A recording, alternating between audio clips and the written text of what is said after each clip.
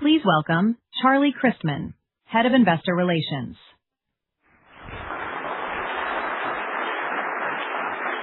Good morning, good afternoon, and good evening to everyone joining either here in person in Auburn Hills, Michigan, or on our live webcast. It's my pleasure to welcome all of you to the Stellantis 2026 Investor Day. I'd like to thank you all for joining us, and especially those of you in the room who have traveled to get here. As a quick reminder, before we get started, any forward-looking statements that we make during today's discussions are subject to the risks and uncertainties mentioned in the Safe Harbor Statement included in our presentation and available on the Investor Relations website. We have a big day planned. Today you'll hear all about our new strategy from our CEO and other members of the senior leadership team. Those of you who are here in person will participate in a series of modules which will allow you to experience our products and technology up close. After lunch, you'll hear from the CFO, and we'll host a Q&A session where you'll have the opportunity to ask questions of the management team. But before getting started, I'd like to welcome our chairman, John Elkann, to say a few words. Please welcome John Elkann, Chairman of the Board, Stellantis.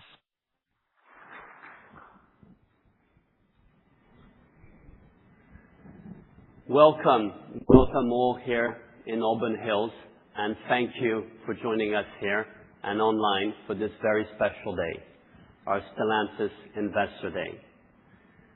Today is an opportunity to reflect on where Stellantis stands, on the progress we have been making, but most importantly, why we are confident about the road that lies ahead. Over the past year, our focus has been on getting back to the fundamentals, building and selling great cars that our customers love and trust. My whole working life has been spent in the automotive industry, and I can say that there has never been a time of greater change and challenge in our industry than now. That's why it was only right and natural that our new CEO came from within our company, calling on all his hands-on knowledge and a deep understanding of the dynamics of our company and our industry. Antonio Filosa, with the Stellantis leadership team, right from day one as CEO, focused on resetting and laying the foundations for durable success. The reset has been profound and necessary. It is anchored in a view of the industry that perhaps Stellantis, more than any other OEM, is able to understand and turn to its advantage. Shifting from global to multi-regional to regional. And Stellantis, through its history, in its nature, has a unique opportunity to make that multi-regional reality a compelling, competitive, lasting advantage. This is precisely the direction Stellantis has taken under Antonio's leadership. And today, he and his team will unveil the detail of what they have been doing, and more importantly, of their exciting plans for the future. We are already seeing encouraging initial signs that the actions are producing results. These are early indicators that Stellantis is on the right track. But there is still much work ahead, and we remain realistic about the challenges facing both Stellantis and the industry more broadly. Competition is intense. Technology cycles are accelerating, and the external environment remains highly volatile. But we are approaching this next phase with lucidity, with agility, and with ambition, all tempered by humility and an understanding that success is not achieved in one day. It is achieved day by day. And with the relentless focus on execution, that is a core strength of the leadership team that we'll present today. Today, you will hear from them an ambitious but realistic plan, powered by accountability and a deep understanding of the markets in which we operate. Our challenges are real, and to succeed, it is important to be open about these. Yet, our opportunities are very real, and the strategy we will share with you today will illustrate in detail how we will embrace them with creativity, with energy, and always with discipline. I want to thank all our colleagues of Stellantis, all our partners, all our dealers, our suppliers, and our stakeholders for what they do and how they want to win with us. I want to also thank you all for being here today with us and for your continued trust and support. And now, let me hand over to Antonio and enjoy the day. Thank you. Please welcome Antonio Filosa, Chief Executive Officer of Stellantis.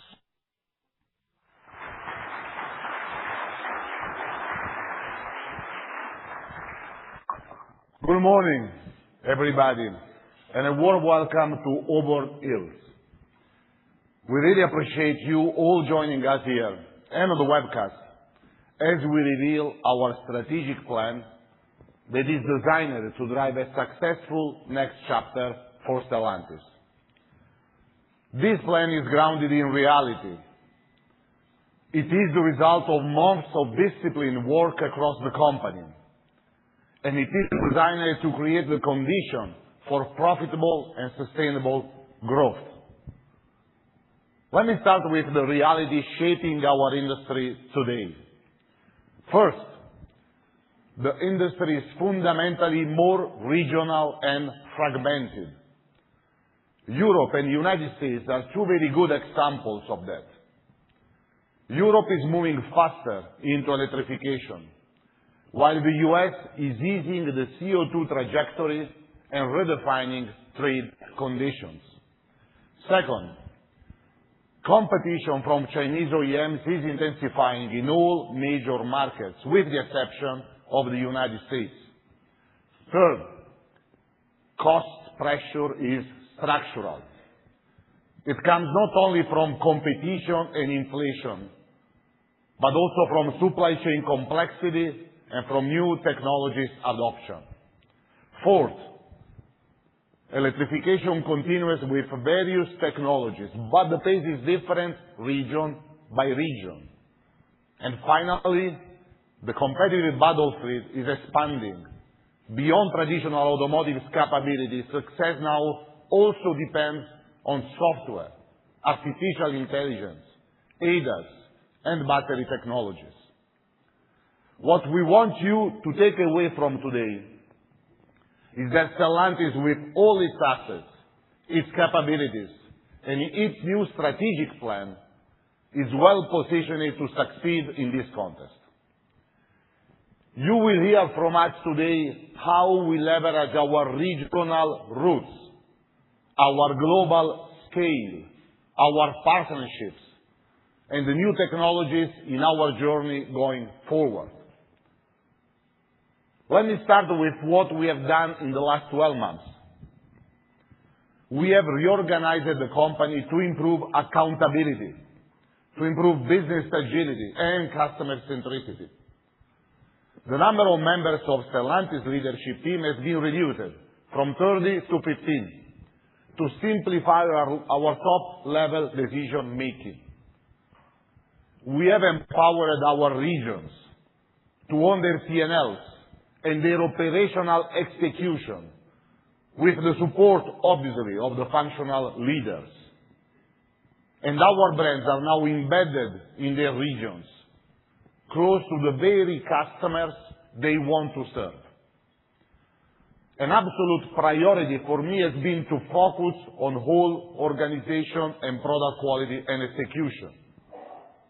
Product quality has already improved globally by 31%.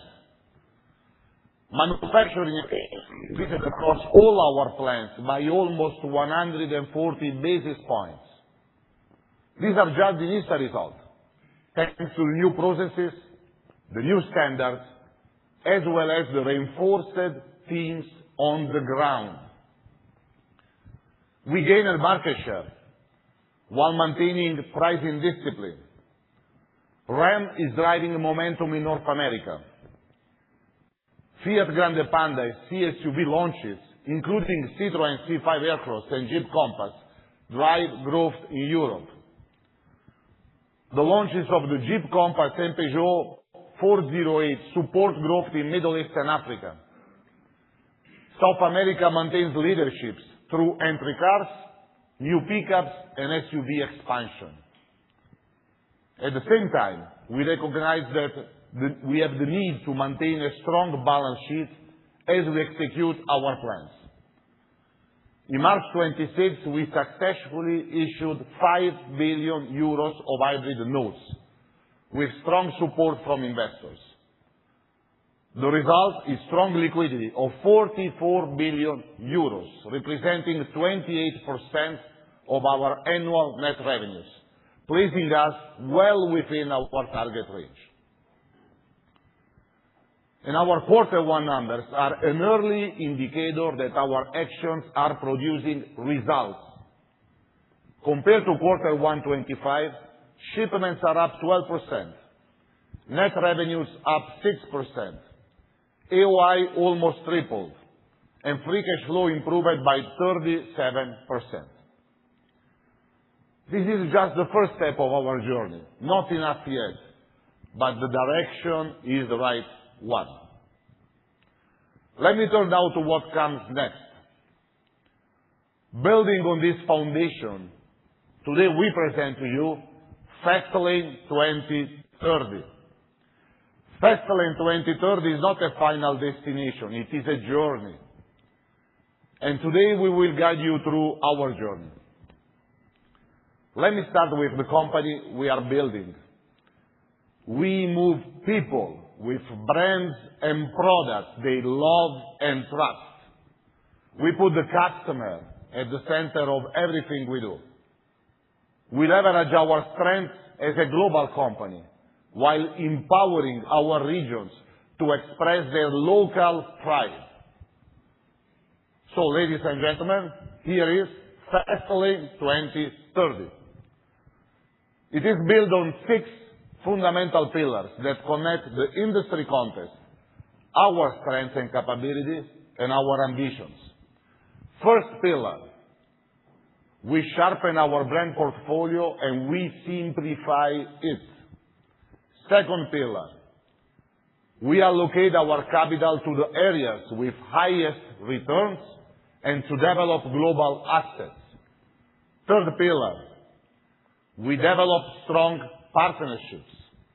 Fourth pillar, we optimize our manufacturing footprint. Fifth, we drive disciplined execution. And finally, and very important, we empower our regions to develop tailored plans and give them the resources and the autonomy to execute them. Now let me walk you through these 6 pillars in more details. Let's start with pillar number 1, sharper portfolio management.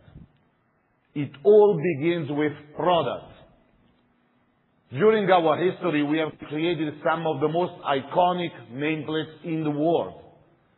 Jeep Wrangler, Ram pickups, Dodge Charger, Chrysler Pacifica, Peugeot 208, Fiat 500, Opel Corsa, Citroën C3, Fiat Ducato, Maserati MC Pura, just to name a few examples. And behind these iconic products, we have the brands that make them even more powerful. Our brands. They are our strongest assets. Each of them addresses specific customer needs. And we have decided to review how we manage them. Our brand and product plan has been completely renewed to maximize capital efficiency, avoid duplicate spending, and support profitability. With that new approach, we now have 4 global brands with the highest scale and the highest profitability. Those are Jeep, Ram, Peugeot, and Fiat. These brands, with their multi-regional presence, are natural first launchers for all our new global assets. And we have 5 regional brands, each of them very strong in their respective markets: Chrysler, Dodge, Alfa Romeo, Citroën, Opel. These brands leverage those same global assets launched before and make them distinctive for their own customers. DS and Lancia are historic brands, prominent in France and prominent in Italy. They will be managed by Citroën and by Fiat and developed as specialty brands. Before we move on, an important word on Maserati. Maserati plays a very special role within Stellantis as a pure luxury brand with a special customer and a unique legacy. It already has a powerful lineup, starting with the Grecale, the Gran Turismo, up to the MC Pura. And looking ahead, we intend to strengthen its future with 2 new E-segment vehicles. Maserati's strategy, product roadmap, and value creation are different by nature, and that deserves a dedicated conversation. So we will come back to Maserati by December in the beautiful Modena. So let's go now to our second pillar, focused capital allocation. Over the next 5 years, we will invest more than 60 billion euros. 40% on global platforms, global powertrains, and global technologies to capture the full benefits of our unique multi-regional scale. And 60% crafting the brands and the products that define us, Stellantis. So let me show you some details, starting from those global assets. With our global platform, we are deploying new technologies, increasing commonality, and reducing complexity. By 2030, 50% of our total annual volumes will be produced on 3 global platforms. On powertrains, we will broaden our multi-energy coverage with new hybrids, new battery electric vehicles, and highly efficient combustion engines. And nearly 50% of our volumes will be equipped by multi-regional powertrain solutions with energy flexibility built into our portfolio. On technology, we are also entering a new chapter. Stella Brain is our scalable central and software architecture. Stella Smart Cockpit defines a new way for customers to interact with their vehicles.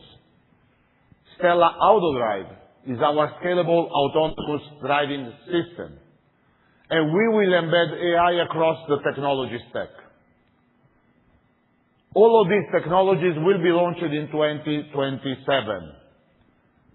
By 2030, 35% of our annual volumes will be equipped with these technologies.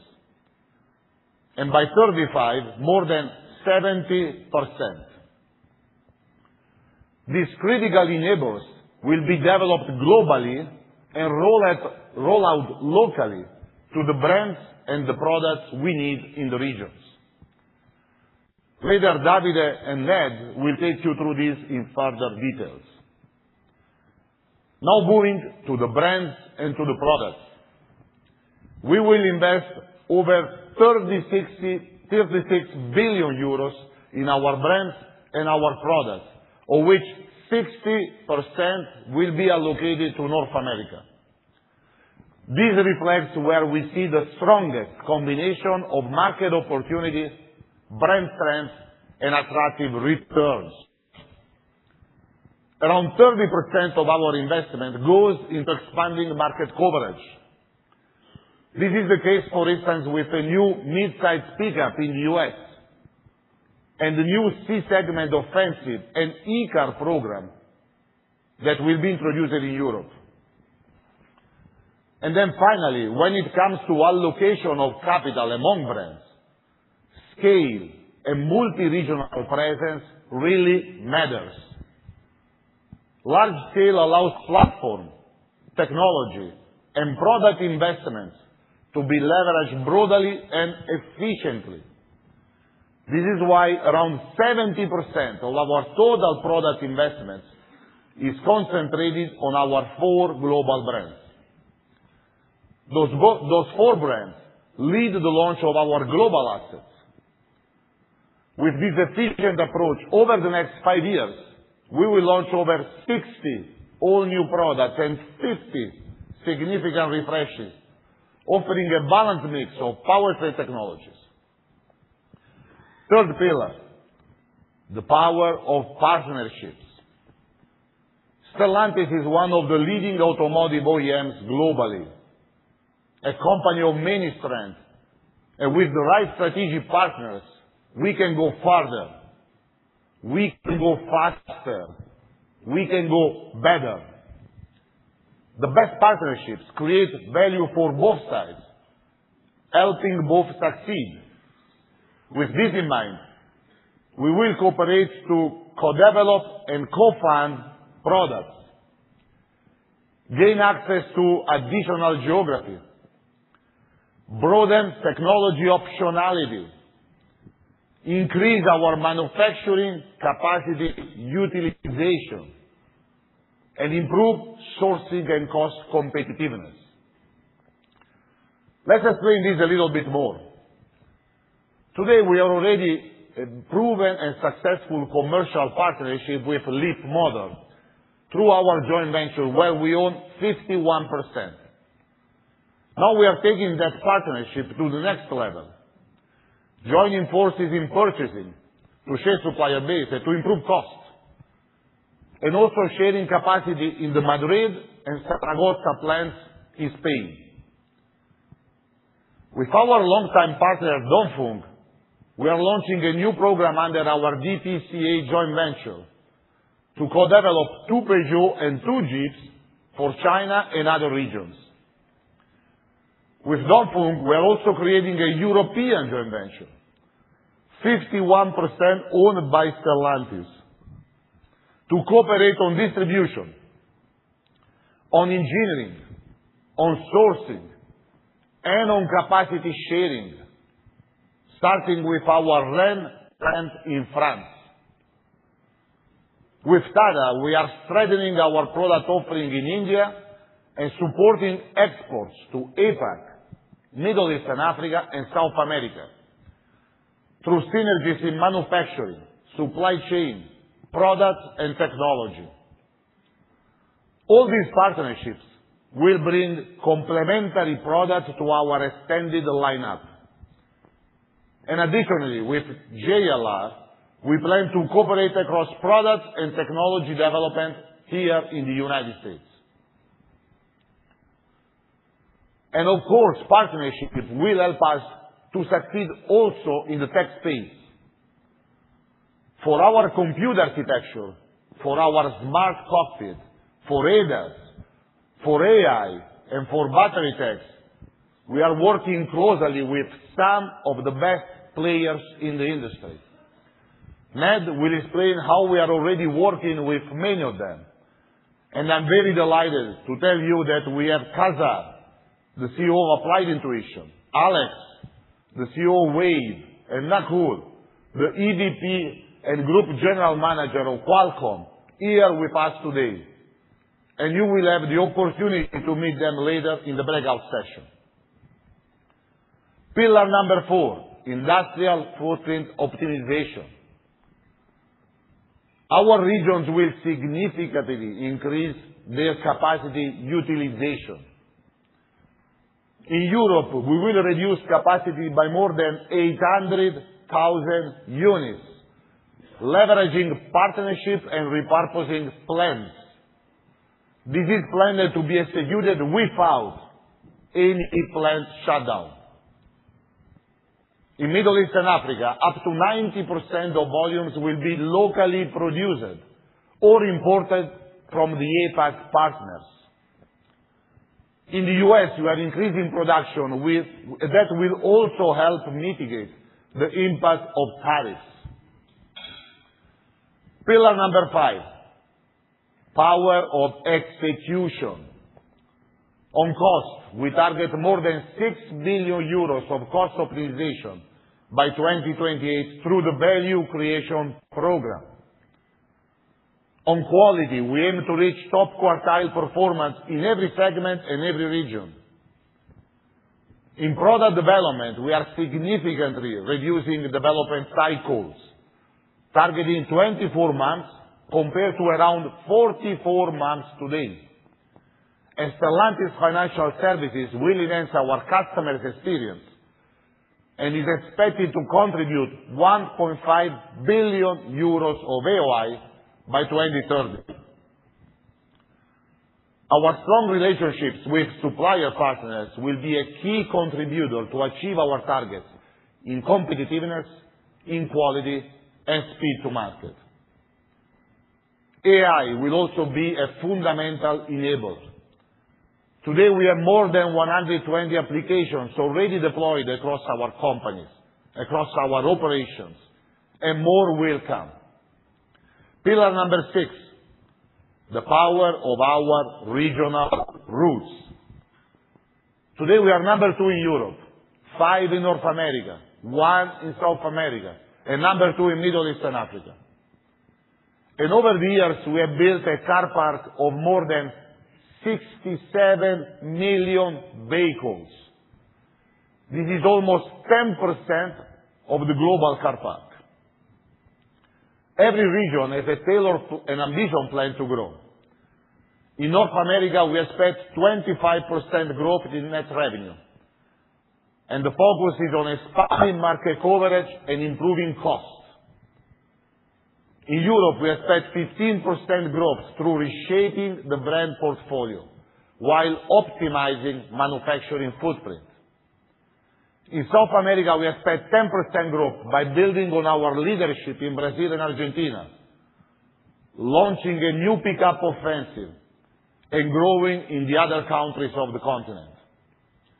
In Middle East and Africa, we expect 40% growth driven by product localization and increased imports from our very competitive Asian partners. And in APAC, we are using these partnerships to enable capital-light growth and support exports to other regions. Tim, Emanuele, Erlander, Samir, Gregoire will share their plans today with you. Finally, but very important to me, this is the Stellantis leadership team. We are grounded in reality. We are humble. We have a hands-on approach, and we are close to the field. And today, this team and I will take you through Fastlane 2030, and we look forward to answering all your questions. Thank you very much.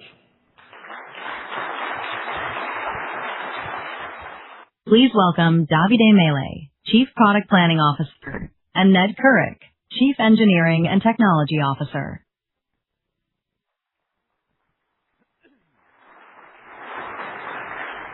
Good morning, everyone. It's a pleasure to be here with you today. You just heard Antonio highlight how we allocate our R&D and CapEx. And over the next few minutes, Ned and I will focus on the 40% dedicated to global platforms and technologies and how they support long-term value creation. I want to start with the key messages of our session. We simplify where scale matters, and we do through platform optimization, modularity, and global technology capabilities so that we can deploy capital efficiently. And we differentiate where customers care, giving our customer freedom of choice and our brands the ability to deliver distinct products and experiences. Technology is the lever that allows us to do both at the same time. At Stellantis, technology is made for humans.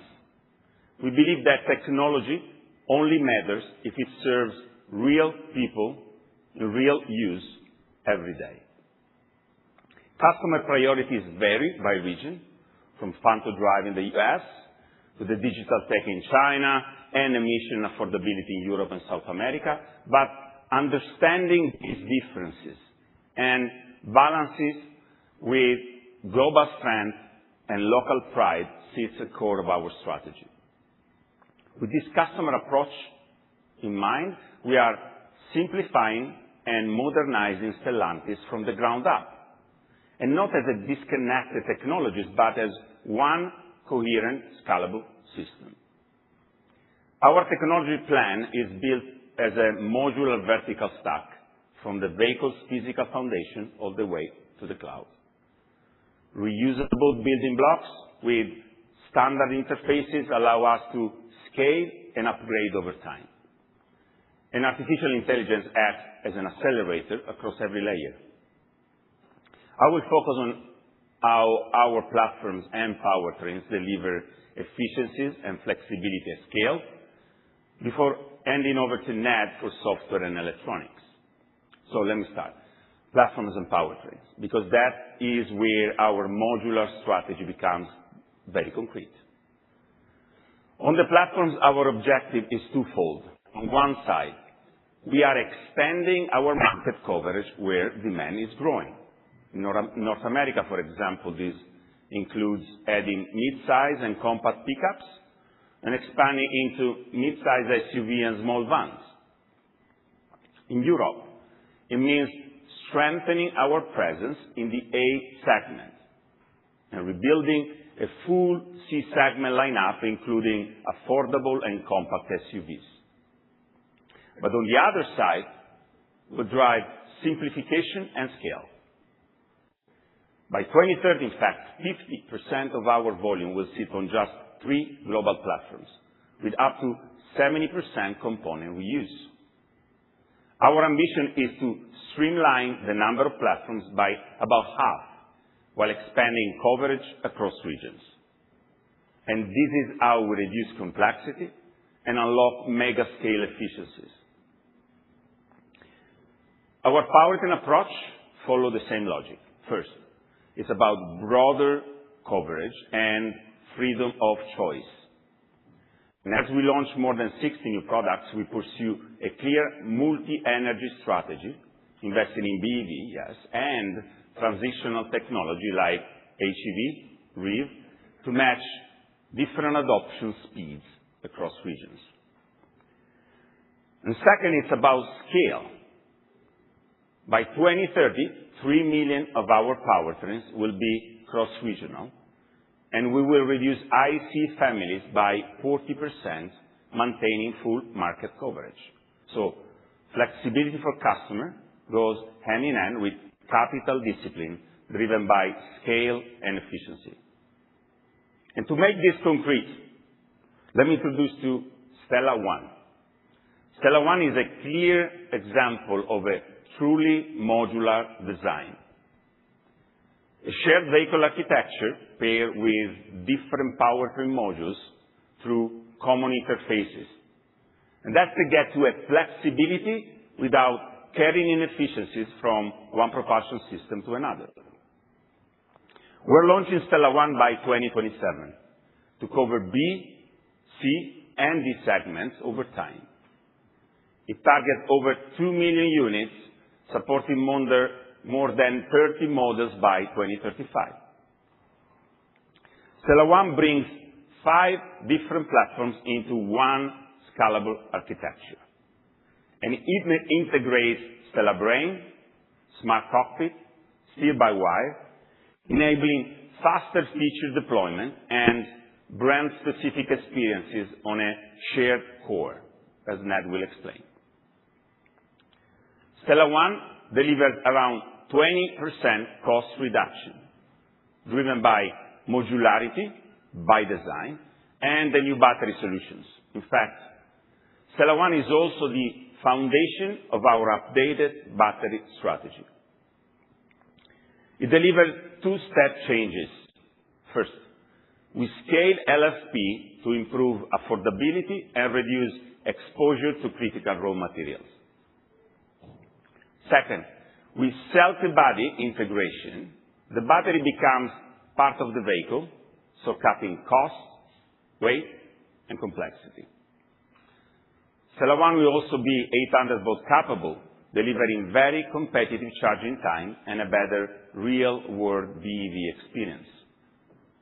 So that's how we close the cost gap with Chinese OEMs operating in Europe and put ourselves on a clear path toward BEV cost parity over time. But let's now take a look at Stellar One. Now, let me share a few additional key moves we're making to protect capability leadership and core profit pools. In Europe, with the e-car, we're creating a new affordable EV offer designed to broaden access to zero-emission mobility and strengthen Europe's competitiveness. It leverages our Chinese EV ecosystem while maintaining European safety and quality standards. On LCV, we're rolling out the next generation large van, combining best-in-class cargo capability with advanced connectivity and a 360-degree customer ecosystem. This will reinforce our leadership where uptime and productivity matter most. In North America, we're further strengthening our position with capable, powerful SUVs and pickups. We are introducing a range-extended EV, first to market for this segment. It covers up to 90% of daily driving in EV mode and adds vehicle-to-grid capability, bringing real customer value. At the same time, we're expanding our pickup lineup with new compact and mid-size pickup trucks, both built on a shared architecture and leveraging our global portfolio. This allows us to move fast, expand coverage, and deploy capital with discipline. I'll now hand over to Ned, who will walk you through how software and electronics bring this strategy to life.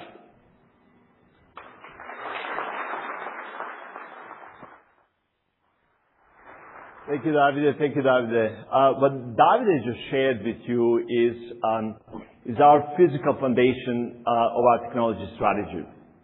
And I will walk you through how software and electronics bring products to life. At the center of our strategy is Stellar Brain, our new electronics and software platform. Stellar Brain is a single global architecture that scales across all platforms and markets. It's a clear example of what Antonio talked about to our approach to efficient capital allocation. We simplify our scale methods to reduce complexity and cost. We own and build so many key technologies, but we're also smart. We partner with the key technology players when economically is better for us and strategically more viable. Let me show you what Stellar Brain is and why it matters to Stellantis. As you've seen, Stellar Brain is a fundamental shift in how we design and operate vehicles, operating software and electronics platform.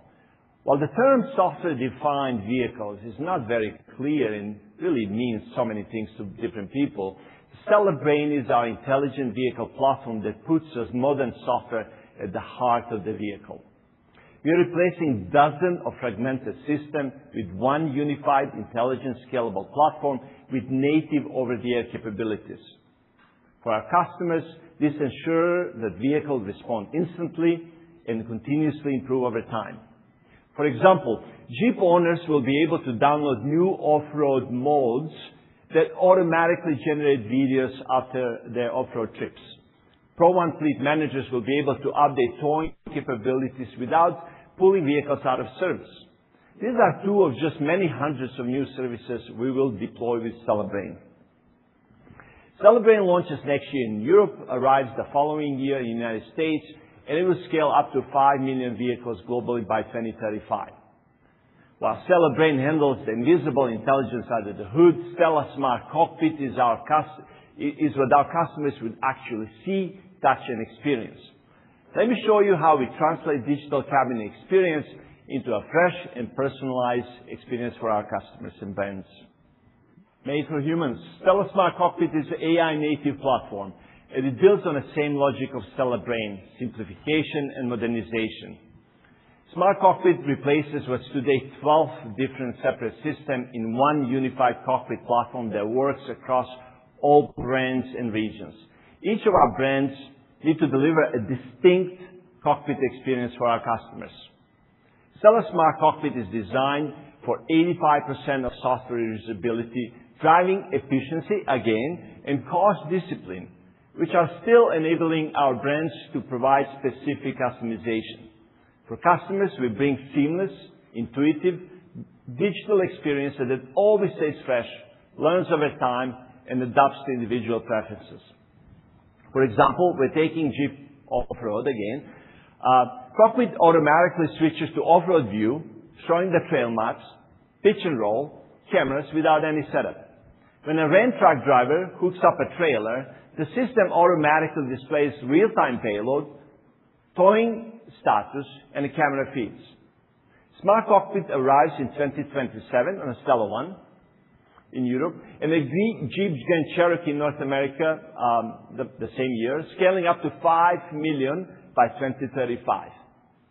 With Stellar Brain and a Smart Cockpit, we build simplified yet intelligent, modern, and immersive digital foundation, which is AI native.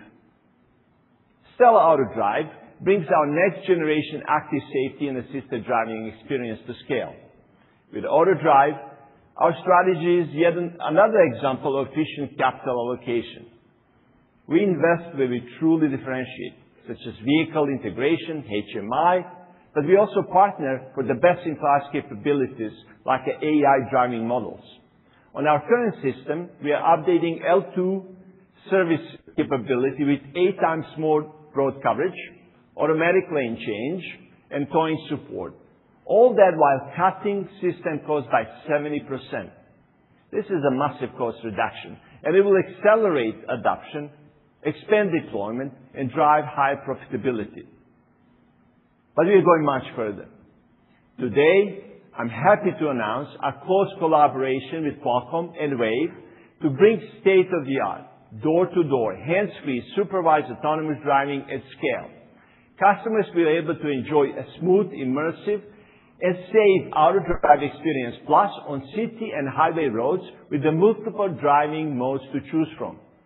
The service will launch in 2028 on North American products. I understand some of you had experience yesterday. We didn't tell you while you're driving. For the others interested in test driving, we'll be very happy to offer early preview rides. Now, let me talk about artificial intelligence. As Antonio explained earlier, we have been all in on AI. We have deployed AI across the entire product development lifecycle, and it's paying off. First, we are engineering faster. AI accelerates simulation by up to 300 times and improves software productivity 37% thanks to the code generation and automation. Second, we engineer better. AI helps us create simpler, cheaper, and more disruptive designs. And third, we engineer smarter. AI unlocks a global engineering knowledge. putting it directly into the hands of every Stellantis engineer. In product development, speed matters. And the reality is very clear today. Chinese are really setting the benchmark for the speed. And we are closing gap by changing how we build vehicles. First, we're combining simplified architectures we talked about with AI and virtual first development. Second, we're tearing down the walls. We had a lot of walls. We're tearing down the walls and integrating engineering, styling, purchasing, manufacturing to unified teams.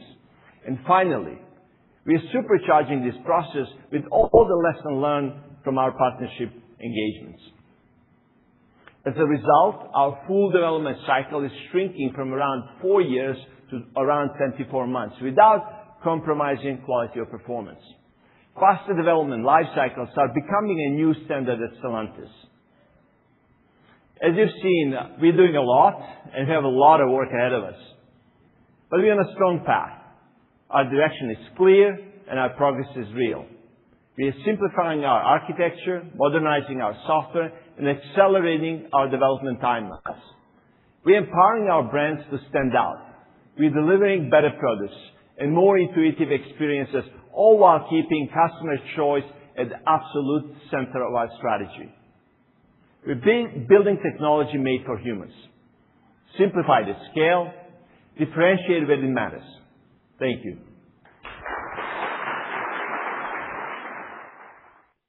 Please welcome Antonio Filosa, Chief Executive Officer of Stellantis, and Tim Kuniskis, Head of North American Brands.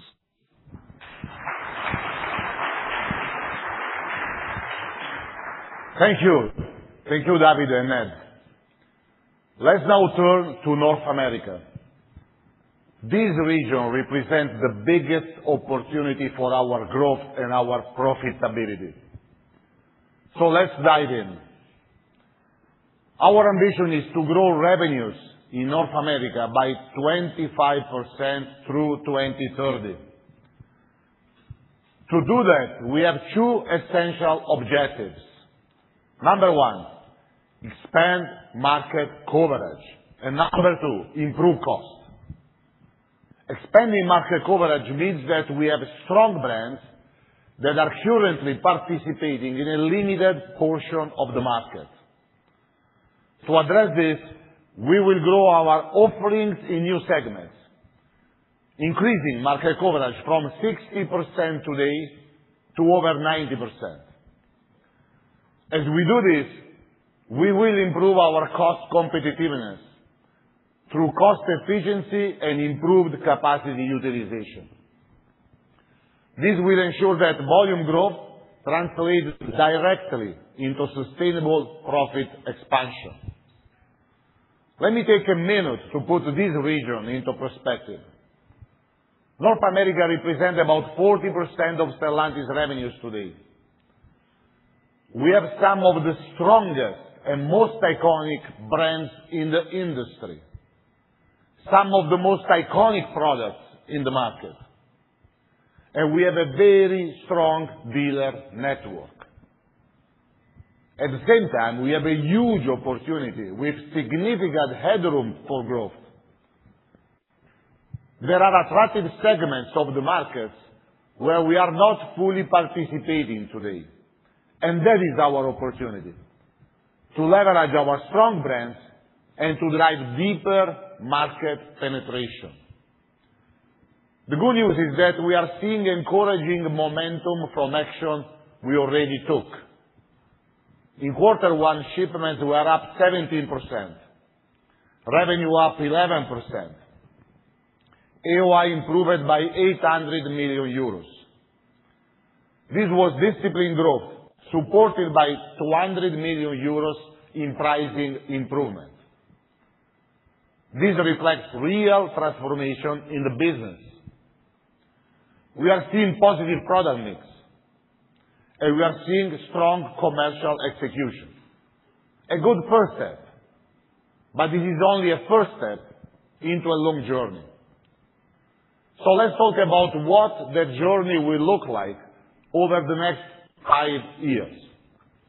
By 2030, We will fully refresh our North America showroom, adding 11 all-new nameplates and refreshing 12 current models. We will launch a strong product offensive grounding in offering customer the powertrain freedom of choice they want and they deserve. We will deliver a more efficient lineup of ICE vehicles, including the return of the legendary Eni V8. We will expand our hybrid offering. We will introduce a new range-extended EV, including the industry's first range-extended large SUV and the industry's first range-extended pickup. And we will focus on the next wave of electrification. For example, the new Jeep Recon BEV coming soon this year. With these new and refreshed products, we will increase our market coverage to 90%, from below 60% today.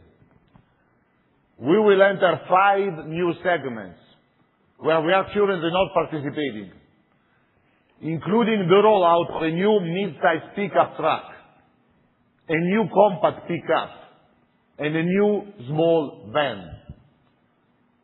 We will reinforce our existing segment, adding a new compact SUV and doubling down in large SUVs. And we will introduce 7 new affordable offerings, including some priced below $30,000, leveraging our new competitive platforms. So this is both expansion and reinforcement, and it is a step change from where we are today. But the growth cannot come at the expense of profitability. So in parallel, we are structurally optimizing costs. Through our value creation program, we will deliver more than 3 billion euros in run rate savings in North America, this region, by 2028. This will allow us to compete more effectively on price while maintaining discipline on margins.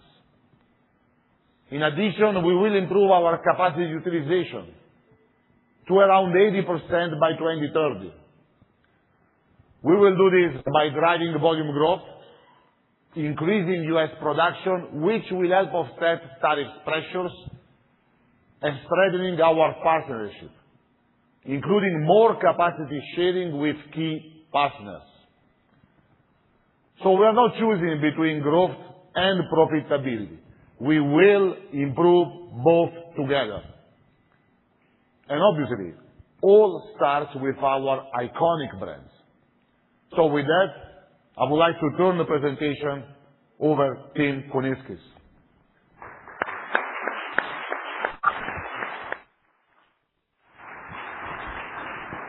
Thank you, Antonio. Good morning, everybody. Look, we all know how fast this industry turns and how complicated it has become. The sales funnel used to be so simple, but no matter how the journey changes, no matter how customers shop, no matter what powers the wheels, one thing has never changed, and I hope it never does. Product is king. All of the digital marketing, digital retailing, new shopping models, they can't fix a bad product. They can only amplify a good one. That's our entire strategy. Our plan for North America is very simple.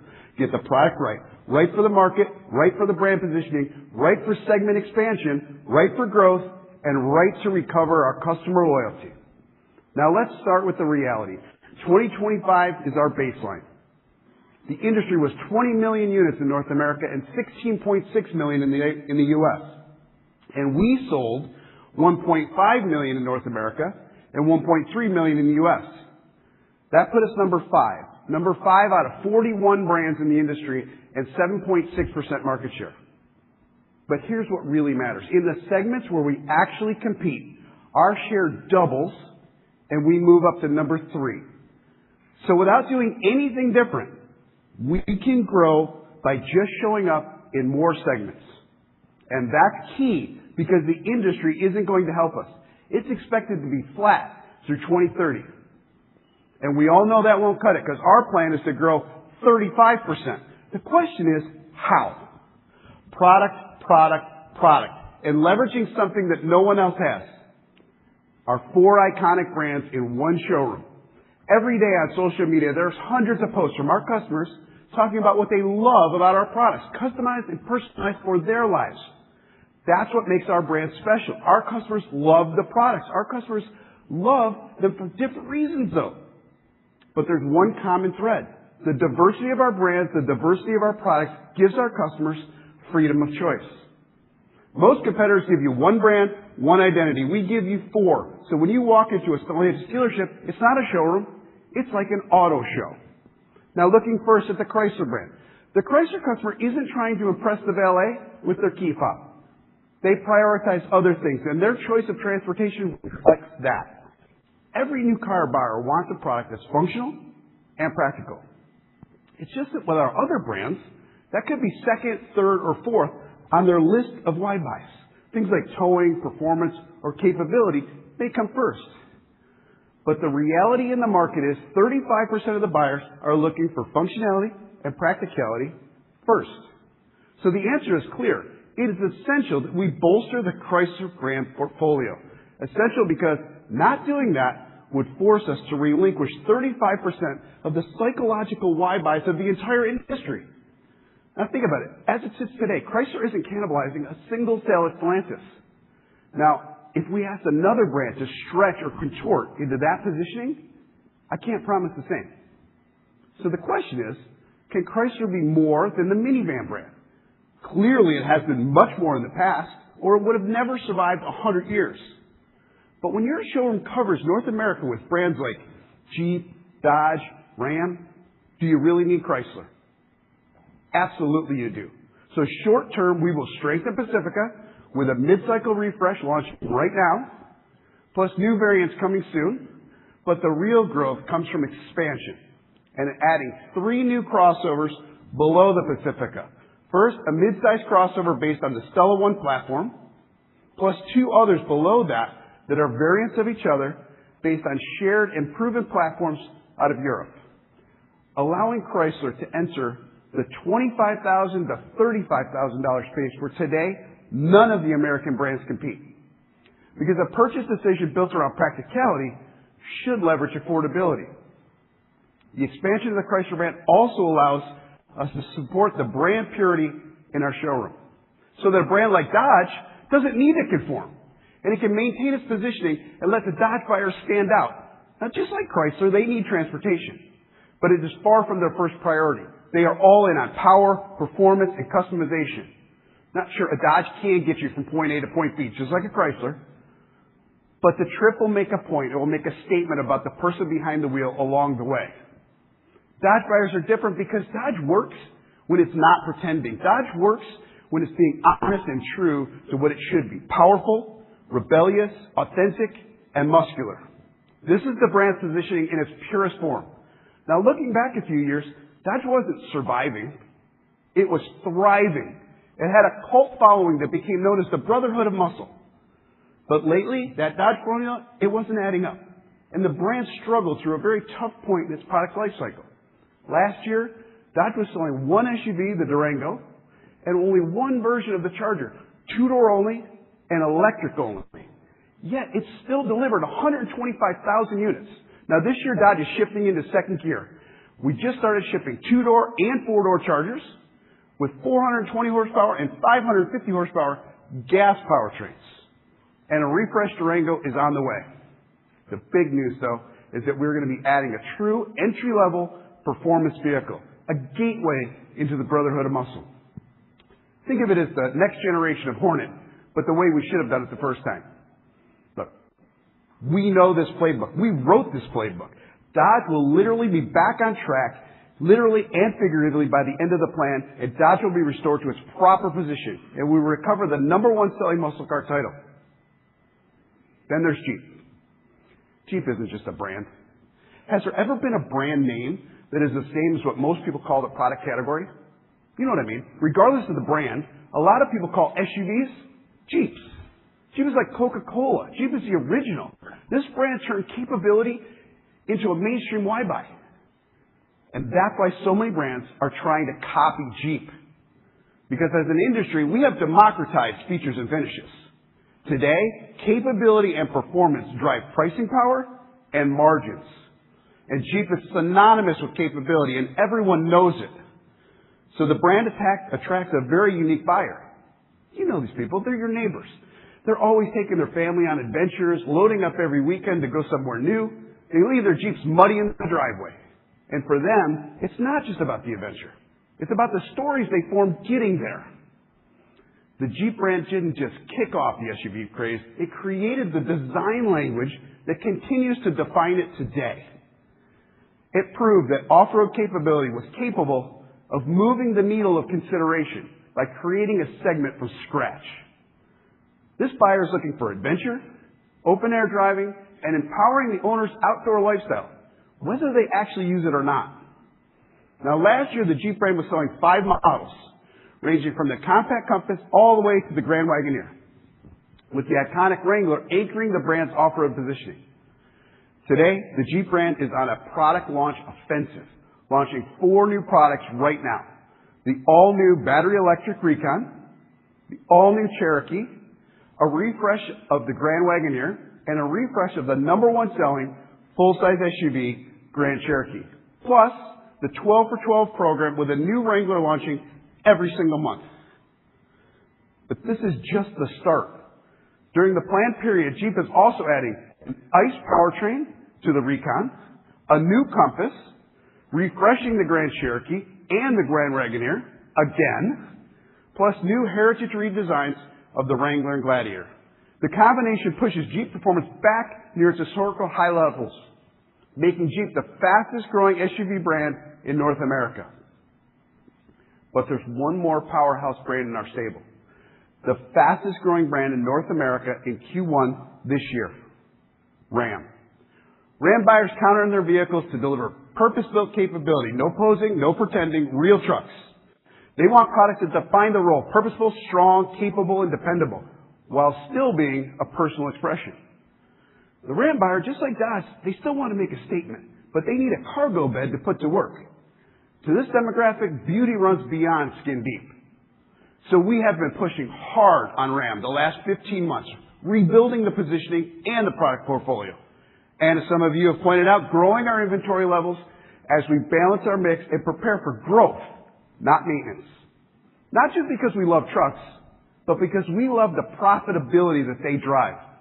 The full-size truck industry in North America is commonly referred to as a battleground for OEMs. And it's easy to see why, when you consider that it represents about 16% of the industry sales, but nearly 40% of the profits. Nothing stops Ram is not our tagline. It's a rally cry wrapped in a promise. Because today, we sold just 3 products: a light-duty truck, a heavy-duty truck, and a commercial cargo van. These 3 products delivered 500,000 units last year.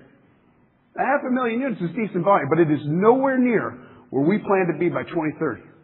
And like I said earlier, we can't reach our aspirations on execution alone.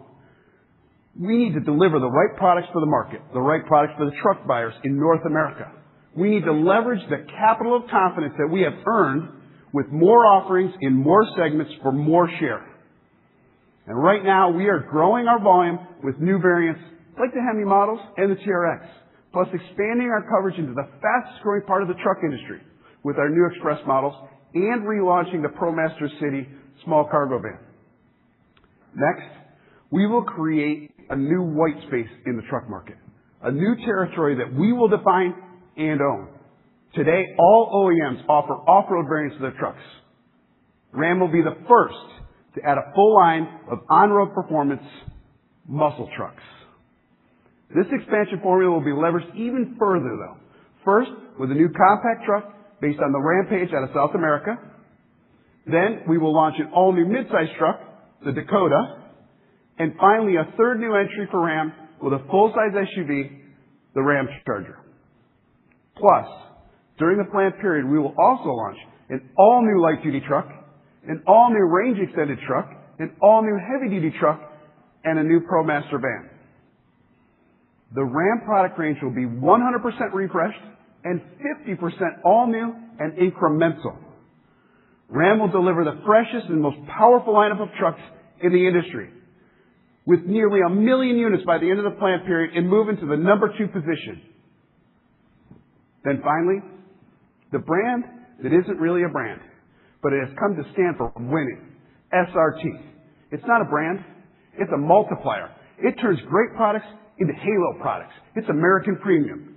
Think about it like deciding it's time to reward yourself with your dream car, but you love the brand in the car that you already have. The formula is very straightforward. SRT will leverage the existing nameplates and investments to deliver ultimate performance versions. We will use SRT across Dodge, Jeep, and Ram to build emotion, excitement, and margin. The SRT products are the essence of halo and brand building. These models don't just elevate the whole brand, they draw a younger and more affluent customer. They generate 2 to 3 times the net margin of the donor vehicle. Now in 2025, we only had one, the Durango Hellcat. But this year we're adding the Ram TRX and the Ram Rumblebee. And we have plans for 8 additional models over the plan period, which will push SRT sales to roughly 50,000 units. But remember the economics. That 50,000 is the same as 100 to 150,000 non-SRTs. It's not ego. It's not for fun. It's not a hobby. This is real brand and margin building, and doing it efficiently, leveraging donor vehicle product development investment. This is more than a product strategy. It's a profit strategy. All in, by the end of the plan period, this is what the American brand showrooms will look like. 23 models, every single one new or significantly refreshed, and 11 of the 23 completely new. Those of you that are here live, you'll see these in the dome later today. Plus, key to that incremental growth in product is capitalizing on a critical part of the market that we barely compete in today. The 40% of the industry that transacts below $40,000. In 2025, we had just 2 vehicles with a starting price under $40,000. By 2030, we will have 9 vehicles starting under $40,000, 2 of which will be the new Chrysler starting under $30,000. With that, the American brand showroom will grow our market coverage from 60% to 90%. And 50% of that will be all new net products that weren't there in 2025. So like I said on my first slide, everyone says they will execute better. And of course that is part of our plan. But we are not relying on that alone. Our plan for the American brands is to focus on the one absolute truth in this industry. Product is king. 50% of the new products weren't in the showroom in 2025, generating a 50% increase in industry market coverage, delivering a 35% increase in sales. 50, 50, 35 will deliver an American brand showroom that is the freshest in the industry. Jeep will be back to its peak. Ram will be at an all-time high in number 2 in trucks. Dodge will be leading muscle cars again, and Chrysler will be growing and supporting the brand positioning and purity in our showroom. But there's one more thing. I talked about inventing a new breed of muscle, a new white space in the truck industry, not a trim or a package, a full range of what we call the muscle trucks. These are the all-new 2027 Ram Rumblebee muscle trucks.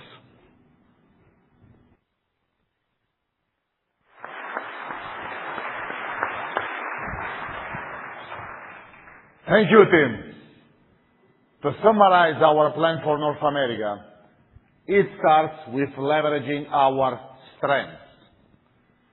We will capitalize on the strength of our iconic brands, build on the strong and positive momentum that began in the first quarter, and capitalize on the strong presence we have in our existing markets. But we will build on those strengths by taking decisive actions. We will execute on the value creation program, delivering more than 3 billion euros in savings by 2028. We will expand market coverage, delivering a full and competitive lineup across key segments. And we will grow our lineup of affordable offerings to bring Stellantis products to an even larger group of customers. So when you bring this all together, strong brands, increasing market coverage, refreshed portfolio, and the savings from the value creation program, you get a business that is positioned for profitable growth. And that leads us to our 2030 ambition. We are targeting around 25% revenue growth, an AOI margin from 8 to 10%. This reflects a business that is not only larger, but also structurally more competitive. A business with broader market coverage, stronger cost base, and improved profitability. So this is more than just a long-term ambition. It is a path that is already in motion. Thank you. Please welcome Emanuele Capilano, Chief Operating Officer, Enlarged Europe.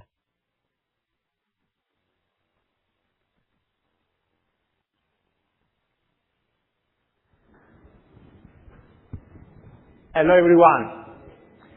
Enlarged Europe is at the core of Stellantis' identity and history.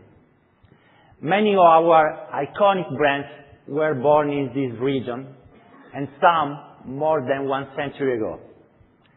As mentioned by Antonio earlier, I will walk you through the main pillars of the European strategy, and we will focus mainly on 3 main actions. First, we will further differentiate brands and expand the market coverage. Second, we will drive cost competitiveness. And third, we will increase capacity utilization. But first, I want to start with our customers because they define who we are, and they are at the center of everything we do. We have one of the largest car parks in Europe, with over 34 million customers. And we are ready to serve millions more and inspire them with our iconic brands and with our strong dealer network across Europe. Over 4,000 dealers supporting us every day. But let's look at Enlarged Europe today. In 25, we sold 2.5 million vehicles in 45 countries, almost half of Stellantis' global volume. In market share, we are number 2 OEM in Europe. We are number 1 in commercial vehicles. We are number 1 in hybrids. And we lead the market in France and Italy. This is a strong foundation. Today, we will share our plans for Enlarged Europe. Sustainable and profitable growth driven by iconic brands and new competitive platforms. To start, a quick look to the first quarter results. If you compare with quarter 1 25, shipments were up 12%. Market share increased 20 basis points. BEV sales were up 24%, showing that our electrification strategy is gaining momentum. AOI is at break-even, despite pressure on margins driven by electrification, and improved compared with the prior quarter. Overall, these results confirm a positive trend for Europe. But let me now highlight 3 key assumptions about the European market. First, we expect the market to be stable at around 50 million units. Second, the market is concentrated in 3 main segments: the small vehicle, the compact vehicle, and the van. Together, they represent more than 75% of the total market, and those are our target segments. Third, the most important, regulation is shaping the European market with a clear trend towards accelerated electrification. By the end of the decade, the share of fully electric vehicles will triple on both passenger car and commercial vehicles. The European Union has engaged a review of the CO2 legislation. Discussions are ongoing to ease the compliance trajectory. In particular, the target on light commercial vehicles do not reflect the overall market demand for BEVs. In addition, the European Union proposed to introduce Made in Europe requirements with the Industrial Accelerator Act. As Stellantis, we strongly support both of these developments, and we are in a good dialogue with institutions. The Made in Europe policy is key to create an expected level playing field for all the players in the European market. This will protect European jobs and manufacturing and strengthen relative competitiveness and resilience of the European automotive industry. Our plan incorporates these policy directions, and it is designed to deliver as they are enacted. But now let's move to our strategy for a profitable growth. This is basically based on 3 pillars that I mentioned at the first slide. First, we will further differentiate our brands and expand the market coverage. Each brand has a clear mission, and new products will expand the market coverage by 25%, and we will reinforce the offering of the Pro One business unit. Second, we will drive cost competitiveness. Thanks to the new platform, we will narrow the BEV cost gap and electrify in a profitable way. On top of that, the value creation program will deliver 3 billion on cost optimization. Third, we will improve industrial utilization from 60 to 80%, reducing the total capacity installed by 800,000 units. So let me expand on it, starting with our iconic brands. In a few moments, the brand CEOs will show the strong complementarity of the European brands, both from a geographical perspective and through their very distinctive product attributes, reflecting their origin and their strength. For now, I want to highlight 3 clear decisions to differentiate our brand across Europe.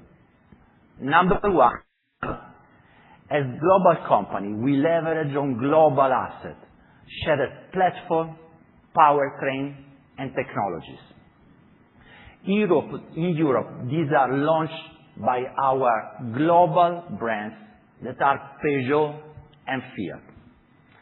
The number 2, our regional brands will scale these assets, Opel Vauxhall, Citroën, and Alfa Romeo.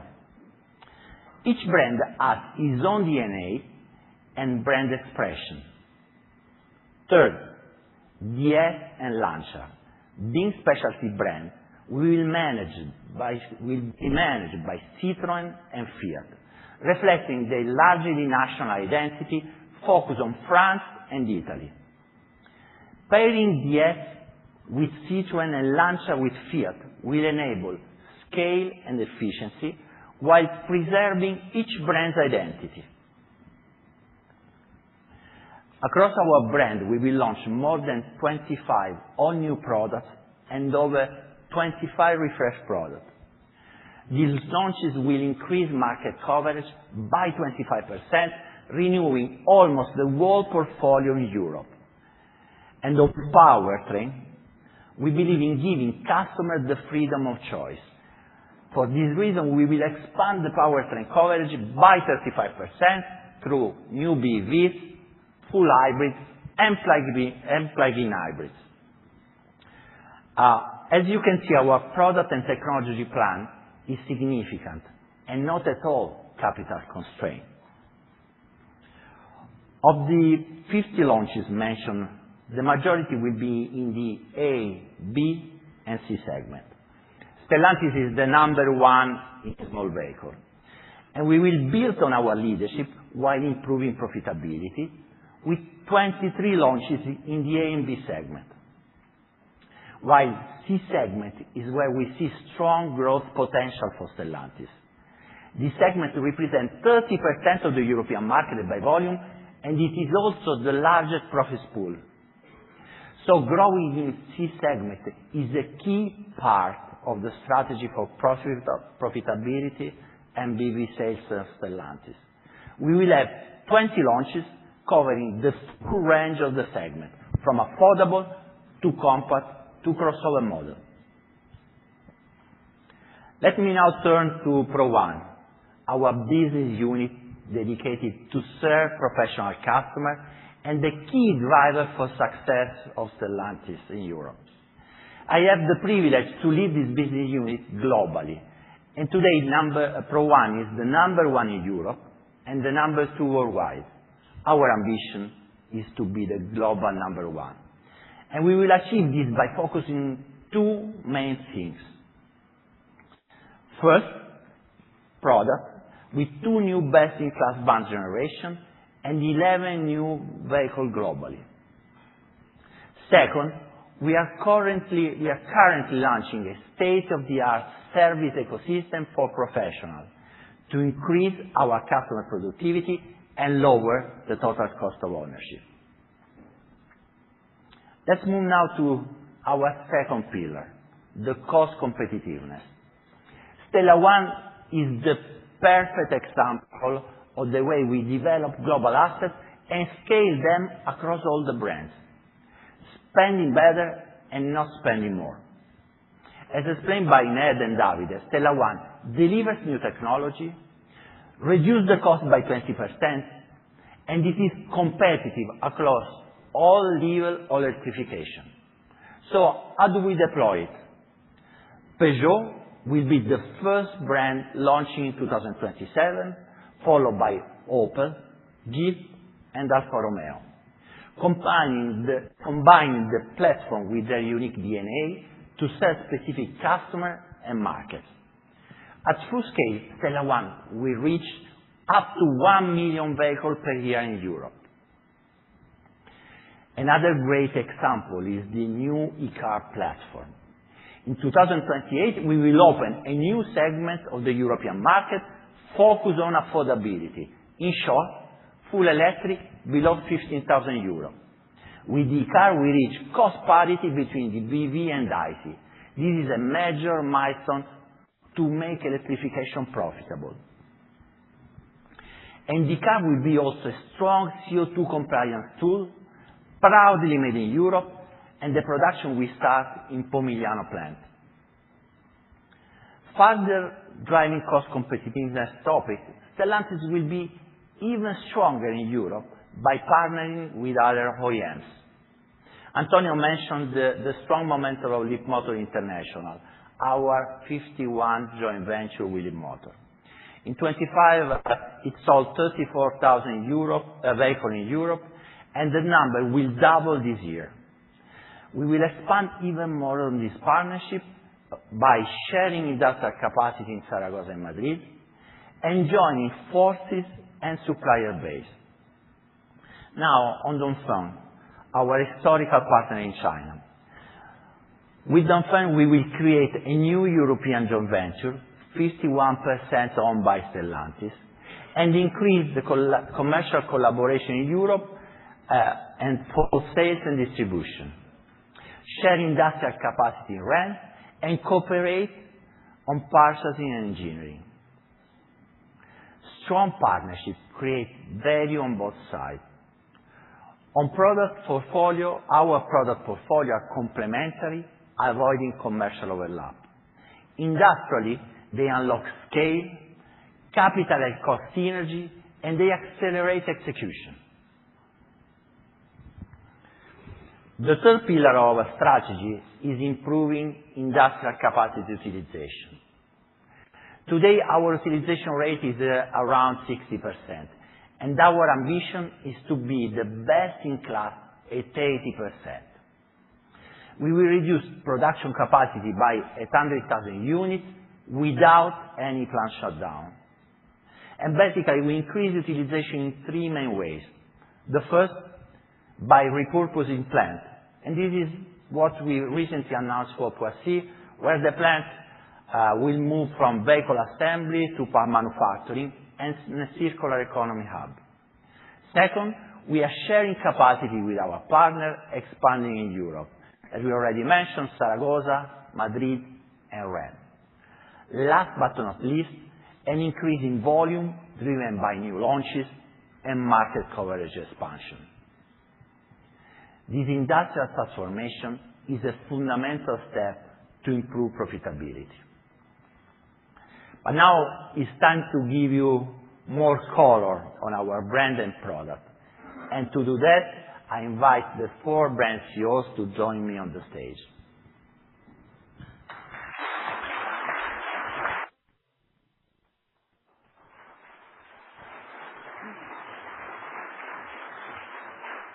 Good morning. My name is Olivier François. Today, our pitch is pretty simple, and it's twofold. Message number one, Europe is not one market. It's many markets. Different driving cultures, different needs, different realities. Sounds complicated, maybe, but that's exactly our edge, our advantage. Because message number two, one size fits all does not win in Europe. The winning formula is a handful of distinct brands with the right synergies underneath. Emanuele spoke to the synergies, and later we'll talk about the complementarity. So for now, our European showroom, how will it benefit from what Emanuele just described? So since I have the stage, I can start with Fiat. So it's a global brand with 1.4 million cars this year. Now, keep in mind, half of my sales are outside Europe. So I need a very efficient lineup. So this is my showroom in Europe today. On one hand, micromobility.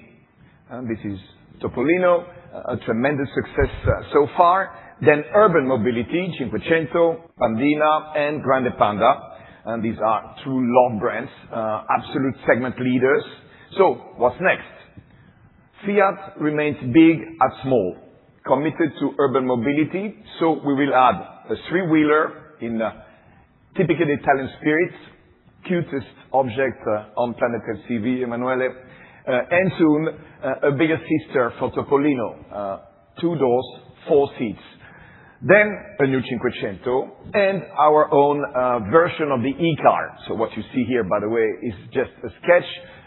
Actually, we had fun with a bunch of with our design team and a bunch of students all together trying to imagine the future of urban mobility. They really inspired us, and trust me, the final design, the real design is stunning. It's not a revival of an icon. It's literally the next icon.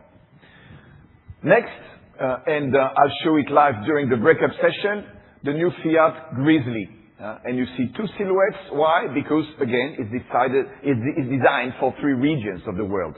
It completes the Panda and Grande Panda family. Same DNA, still built on smart car, but it's a bigger animal. It will not just elevate the market share, it will elevate everything. The mix, the revenue, the margins, the brand. Bottom line, 5 all-new cars, 3 mobility devices, you see, with Fiat. Everything you heard from Antonio and Emanuele really comes to life. And with that, let me hand it over to Alain for Peugeot. Thank you, Olivier. Well, I can tell you one thing today, well, the lion is coming. Born 216 years ago, today, Peugeot is a leading European upper mainstream brand with a global footprint.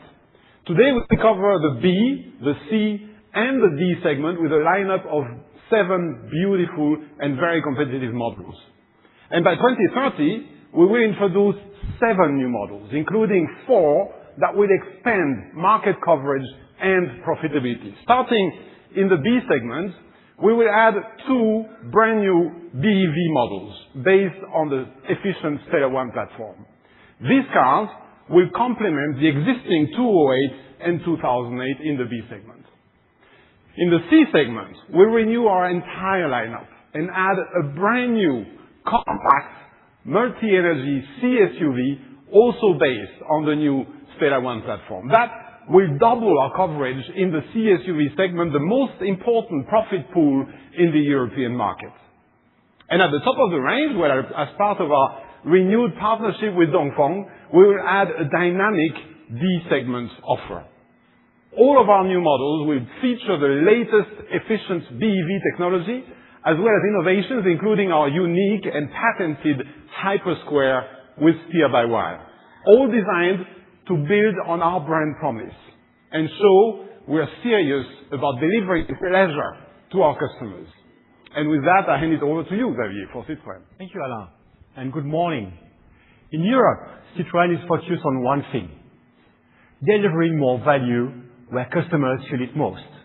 And you see behind me, in less than 2 years, we have renewed our entire lineup, starting with the C3 up to the C5 Aircross. And our products are designed around one simple idea: what really matters to people: simplicity, comfort, affordability, and freedom of choice. The result? Citroën has delivered a double-digit growth since the beginning of the year. But beyond the numbers, one thing is becoming clear again. Life is better in a Citroën. Yeah. And Citroën tomorrow starts today. By 2030, Citroën will have 7 launches. We will renew the complete segments where we today operate, focusing on accessible mobility. And we will expand our lineup with 2 additional models that will cover new profit pools. But you know, products alone do not create icons. Icons create emotion. Icons reconnect brands with people.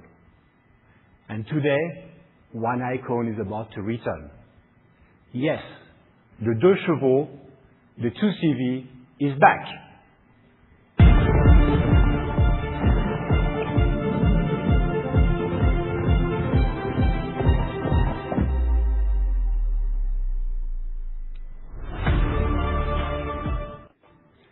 So I'm really sorry, we shot the car in a tunnel. If you want to see it with full light, you are highly invited in Paris Motor Show in October. Wait a bit.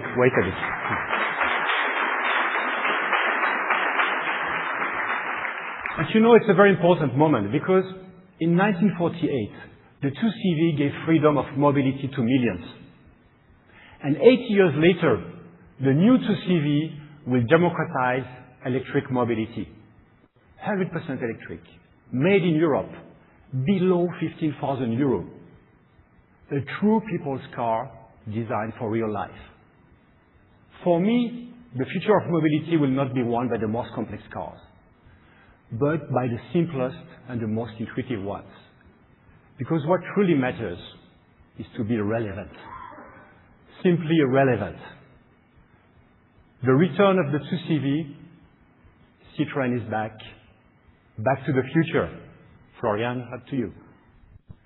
Thank you. Thank you, Xavier. Opel is firmly rooted in Northern Europe. Germany, and with Vauxhall the UK, are our home countries. It is here where electrification is the most advanced in Europe today. And our strong northern footprint is a key asset to the group for geographical coverage.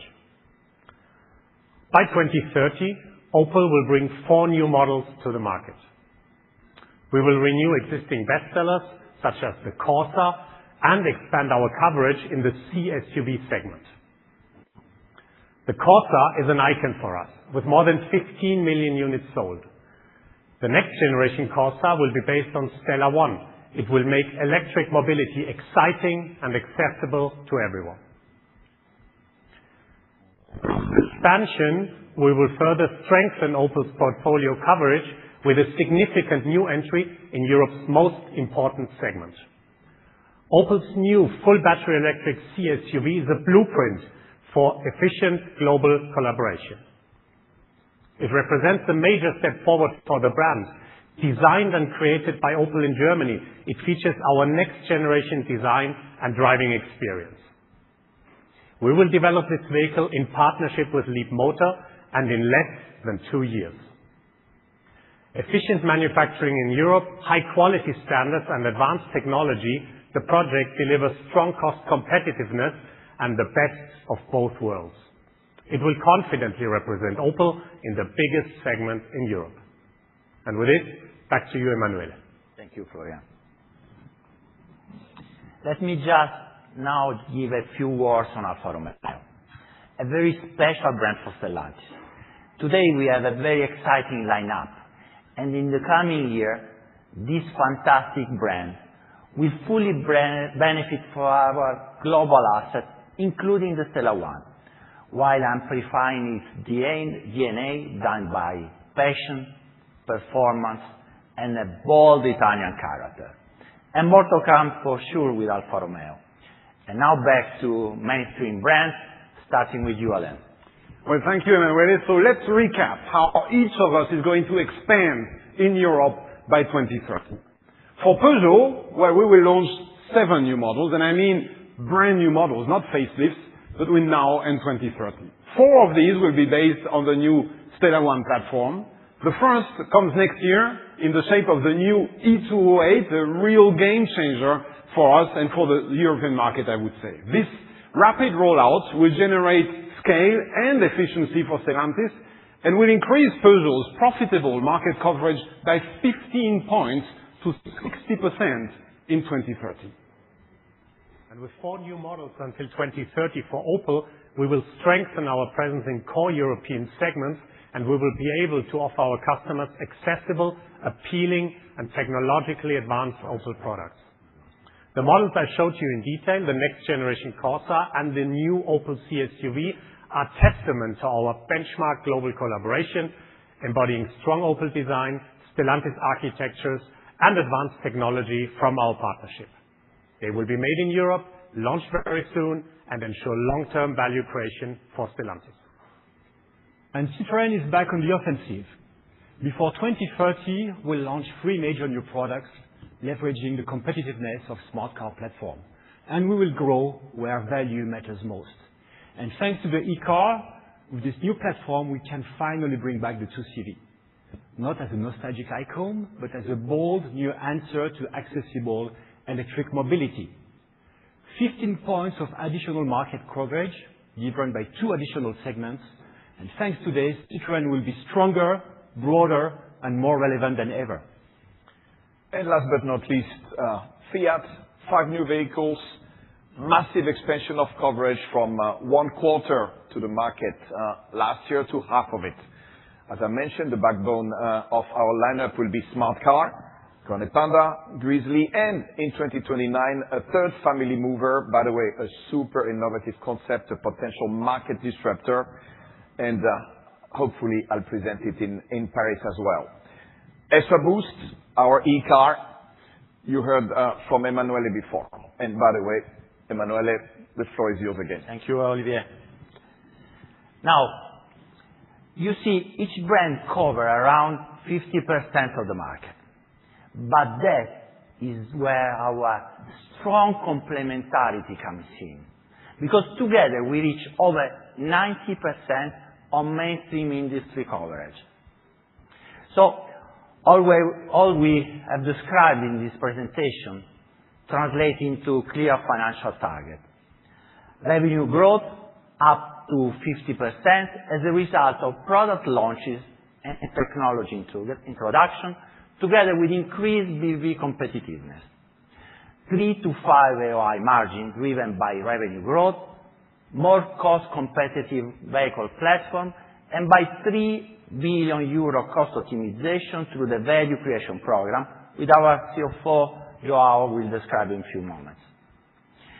And this is the story for Europe. A rational business approach based on 3 strategic pillars, but also an emotional, colorful, and competitive lineup with our amazing brands. Thank you very much. Please welcome Herlander Zola, Chief Operating Officer, South America.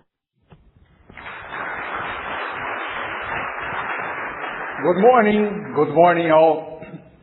Let me start with the key elements of our strategy in South America.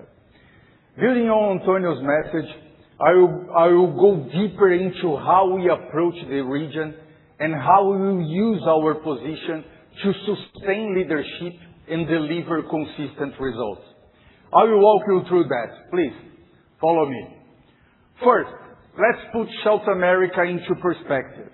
In 2025, the region represented 5% of global industry and almost 20% of Stellantis global sales. As we can see here, we closed the year as number 1 in sales with more than 1 million units sold, more than 22% market share, and over 30% in Brazil and Argentina.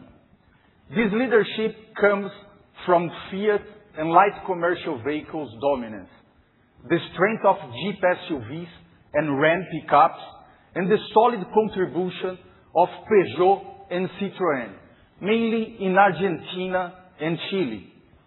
But now, the real challenge. How do we keep this position while Chinese brands advance? In Brazil and Argentina, we start from a position that no Chinese player can replicate. High level of localization, the strongest supplier base of the industry, a strong dealer network, and more than 4,000 local engineers who developed smart and affordable technologies such as biohybrid, the combination of electric and ethanol-based engines. This local capability allows us to deeply understand customer needs and deliver the right products for them. The Chinese offensive is real. It's aggressive. Many OEMs are losing market share. Our strategy will allow us to keep our leadership and our consistent results. And how do we face what is coming? First, we protect the entry segments. Here, Chinese brands are not strong. It's an ICE segment. Brand equity, trust, counts a lot. And we are going to bring 3 new Fiat products to be even stronger in that market. Second, we expand our leadership in pickups. Where the profit pool is largest and the Chinese brands have not entered yet, we leverage the power of the Ram brand. We launched the new Ram Dakota, and we also renewed 3 new pickups: Ram Rampage, Fiat Toro, and Fiat Strada.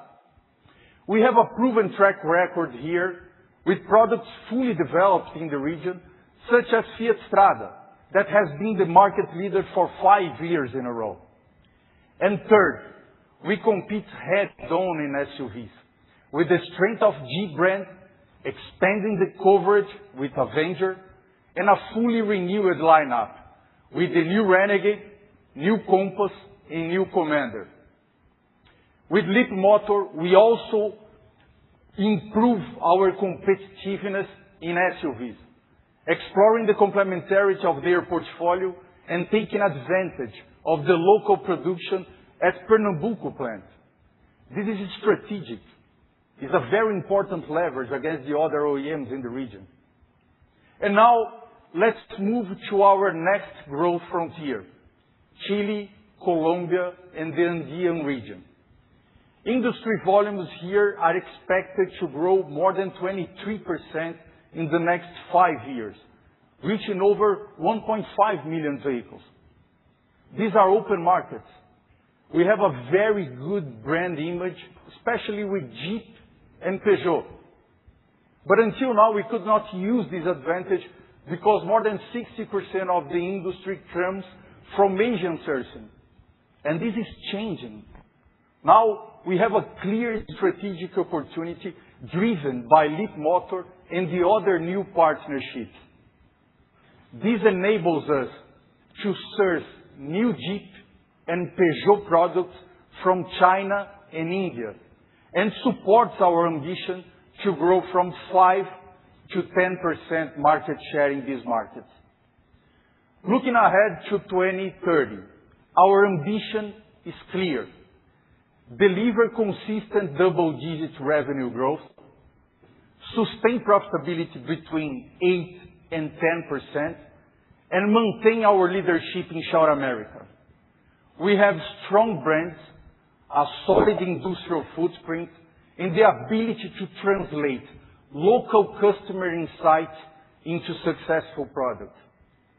This, combined with the pickup expansion plan and our strategic partnerships, gives us full confidence that we are going to sustain our leadership and our profitability. Thank you for the attention. Please welcome Samir Sherfan, Chief Operating Officer, Middle East and Africa. Thank you. Good morning. In the Middle East and Africa, as shared by Antonio, we aim to increase our revenues by 40% while keeping a double-digit margin. We achieve this through a competitive transformation of our vehicle sourcing, leveraging and expanding our manufacturing footprint in the region for the region, and importing key products from Asia. Middle East and Africa is a diverse region full of potential, one of the fastest growing automotive markets in the world. Today, it represents 25% of the world population. In 50 years, that figure will reach 40%, and the region is very rich in resources, oil, gas, minerals. Stellantis is already at scale in that region. We have been the number 2 player in MEA for 4 consecutive years. We sell over 500,000 vehicles with a double-digit margin. Our top 6 brands represent 90% of our sales. We enable all this with 2,000 sales and after-sales touchpoints, nearly 1 million vehicles of manufacturing capacity, and the proper skills and partnerships. In the Mediterranean crown, the north of the region, we lead the market with 25% market share. Our plants in Morocco and Turkey are among the most competitive in Stellantis. At the same time, we have untapped potentials, Middle East, South Africa. This is especially true for Jeep, despite the strong brand equity in these markets. So the strategy, we want to transform competitively the vehicle sourcing. We want to go from 30% of the vehicles produced in the region or coming from Asia to 90%. 90% of competitive sourcing. In the Mediterranean crown, we'll fully utilize the 800,000 unit capacity in Turkey and Morocco, restore Fiat's leadership in Turkey, and provide competitive products across all markets. In Algeria, we are the main player today. We will scale manufacturing and reduce costs through deeper localization. In the Middle East and South Africa, we will use competitive imports from Asia to complement our regional offer. This transformation is already in motion. We will be at 75% of execution by 2028. Now the product plan. It is built around scale, capital discipline, and focus. 22 car lines will generate 90% of our sales. We are investing 300 million euros per year by leveraging regional incentives and partners' co-investments. For example, in Turkey, Tofaş, our joint venture with Koç Group, plays a key role in the development, manufacturing, and distribution. Half of these 22 car lines will be coming from Asia. The other half will be produced locally in Middle East Africa, including Jeep CKD programs from India and China. In the north, we'll mainly leverage the smart car platform, B and C segment cars, plus the full range of vans.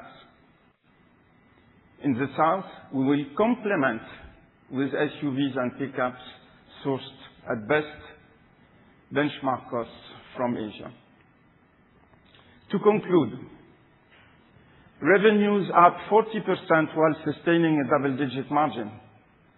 A competitive transformation of our vehicle sourcing, reaching 90% of the sales sourced from the region or from Asia. Maximize the use of our best-in-class plants in Morocco and Turkey. Scale our operations in Algeria. Address performance shortfalls in South Africa and Middle East.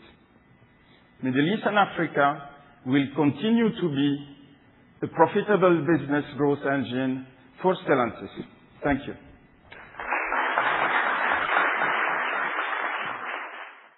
Please welcome Grégoire Olivier, Chief Operating Officer, Asia Pacific.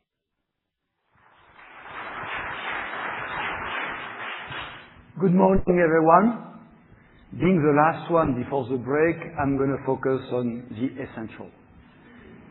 Antonio told us earlier, in Asia Pacific, we will focus on expanding our strategic partnerships to grow locally and export to other regions.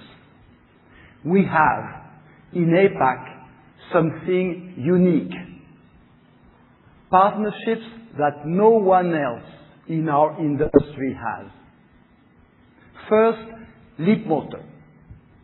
In the short list of new Chinese BEV manufacturers, NIO, Li Auto, Xiaopeng, Leapmotor, Leapmotor is the one growing the fastest, with the most competitive cost position and the largest volume. 600,000 battery electric vehicle BEVs sold in 2025, world's global BEV manufacturer number 6. We are Leapmotor's largest shareholder, with a close to 20% ownership, have 2 board members, and through Leapmotor International, which is a 51% Stellantis entity, have exclusivity of selling Leapmotor cars outside of China.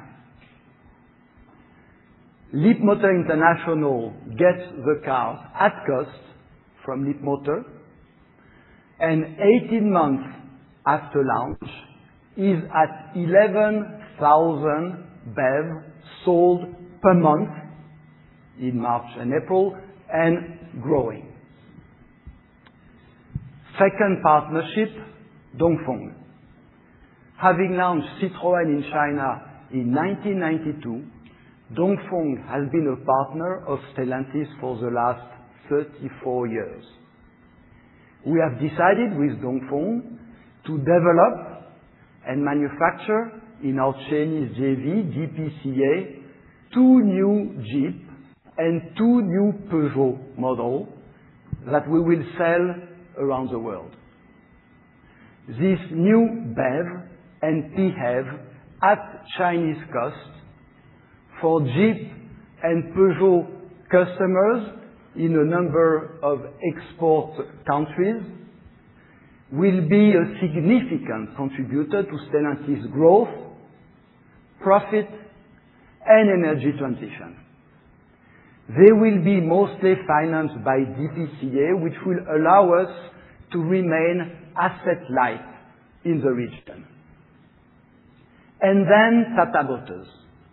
Tata Motors has been a Stellantis partner for more than 20 years and will provide a highly competitive platform to develop a new Jeep car that will be developed in India, assembled in India in our Stellantis Tata JV in India for the world. With those 4 new launches with Dongfeng and a 5th one with Tata, plus our current Citroën Smart Car program in India, we will profitably grow in APAC. But more importantly, we will export those highly competitive cars to more than 50 countries around the world, generating a cumulative amount of more than 60 billion euros of vehicle and model sales over the next 5 years. To conclude, our ambition for APAC is threefold. Number 1, we will maximize our Leapmotor partnership synergies, which means grow Leapmotor International with the first milestone at 180,000 BEV sold next year. Number 2, we will maximize Dongfeng and Tata partnership synergies with 100,000 localized cars sold globally in 2028 and growing. Number 3, in the APAC region, adding our imports from North America and from Europe, we will double in size with an AOI margin between 4% and 6%. Thank you very much.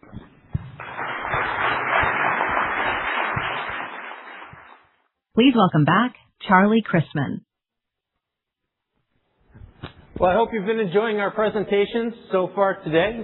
Just a couple of housekeeping items to mention before we go to the break.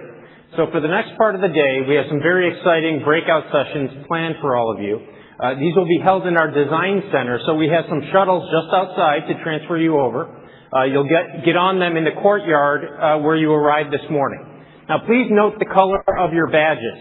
These colors indicate which group you will be in once you arrive. Guides holding your color will be waiting for you there. Please make your way to them, and they'll lead you to your first module. All of you will attend all of the modules, but you'll remain together with your color group. Now, if you need to use the restroom, there's restrooms here or over there, and there will also be refreshments for you there if you need them. Now, due to the confidential nature of some of the things that you're going to see over there, we ask that, to the extent possible, you leave your electronics here in this room. Security will be in the room at all times to make sure that your items stay safe, and we'll be returning back here for lunch and for the rest of the presentations after these sessions. So it is now about 10:09. The first module will start at about 10:25. I hope you enjoy it, and we'll see you back here later today. Thank you. Please welcome John Nelson, Chief Executive Officer, Stellantis Financial Services.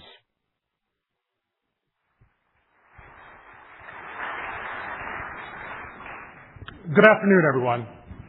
I'm excited to have the opportunity to talk with you today about our financial services business and the actions that we are taking to build upon this important asset for the group.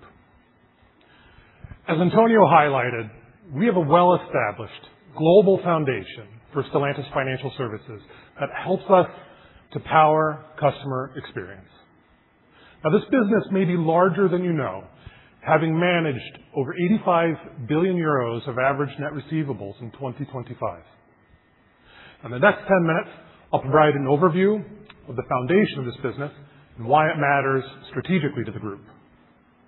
From there, I'll take you through the levers that we are using to scale it for profitable, resilient growth by building on our global foundation, diversifying our revenue and profit streams, and increasing our wholesale and retail penetration.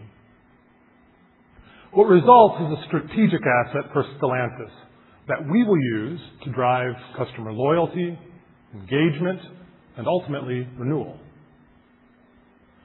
Now, financial services is not a support function. Rather, SFS helps enable a customer-centric approach by engaging the customer at every stage of the life cycle, shaping affordability from the first interaction, integrating vehicle finance and insurance at purchase, sustaining engagement throughout ownership, and ultimately delivering a data-driven journey at renewal. The impact is measurable. Customers that finance through SFS return up to 3 years earlier for the next vehicle, and they show up to 20% higher brand loyalty than customers who pay cash or finance through a retail bank. Now, what makes our position especially compelling is this. We already have a solid global foundation, but we are not yet at the scale of our competition. This gap represents a significant opportunity for our customers, for the business, and ultimately for you as shareholders. Now, financial services is not only a growth driver, it's also a stabilizer.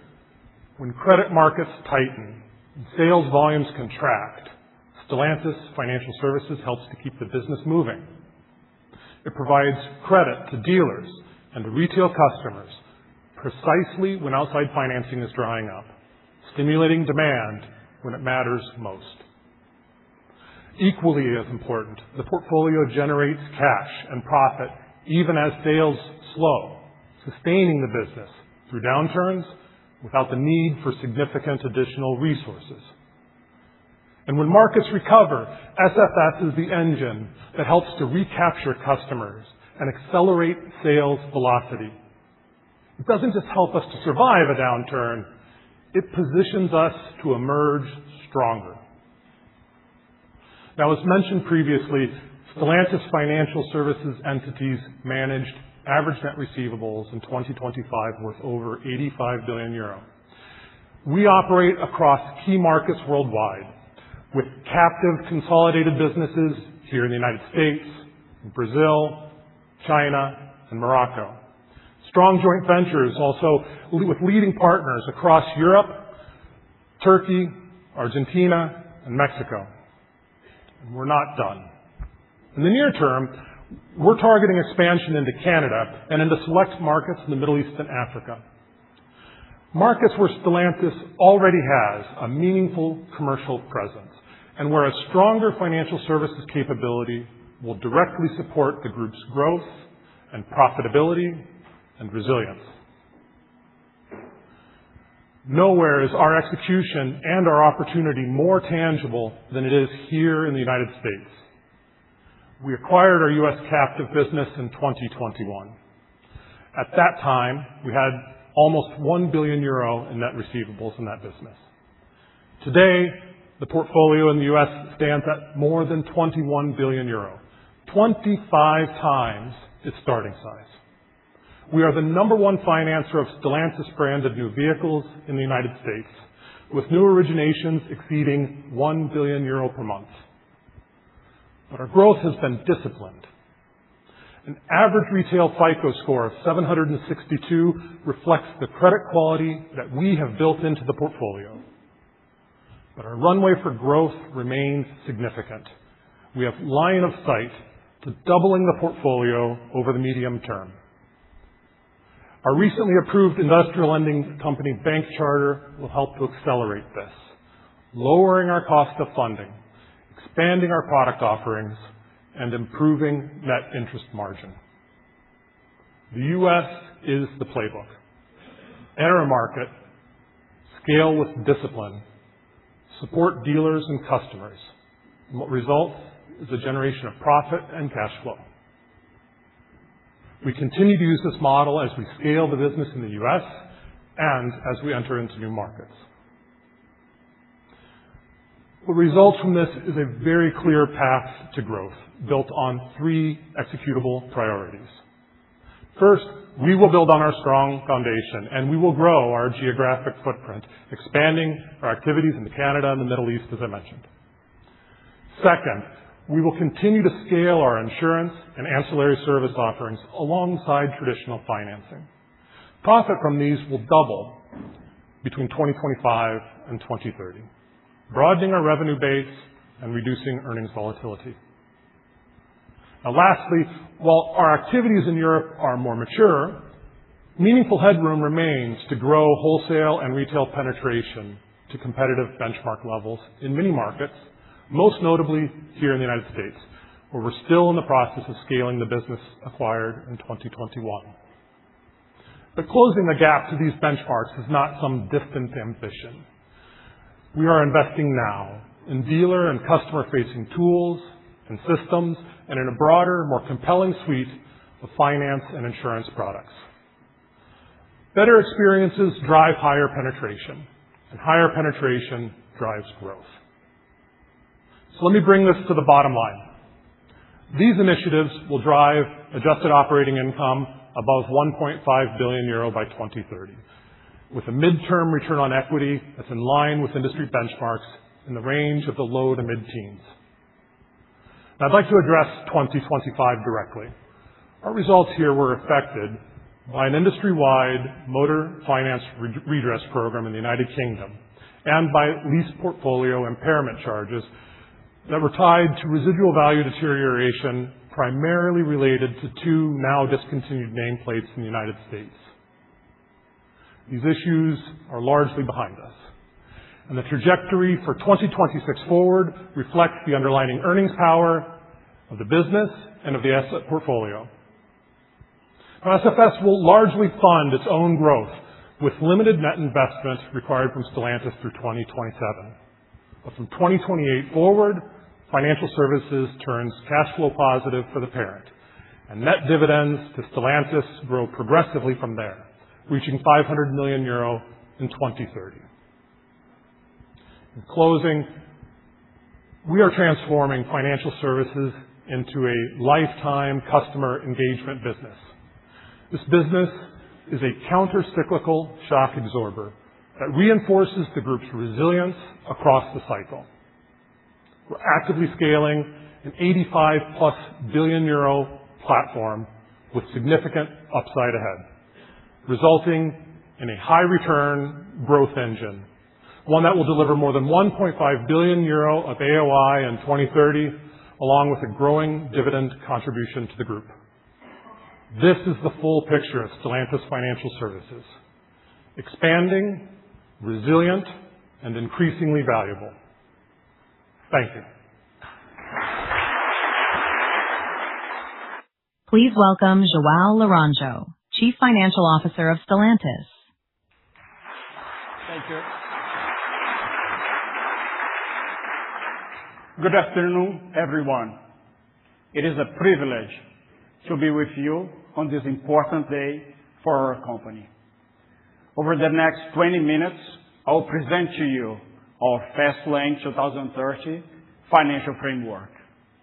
Fastlane 2030 is about measurable financial outcomes that you, our investors, can track and hold us accountable for. 5 priorities anchor our plan. First, restore revenue growth.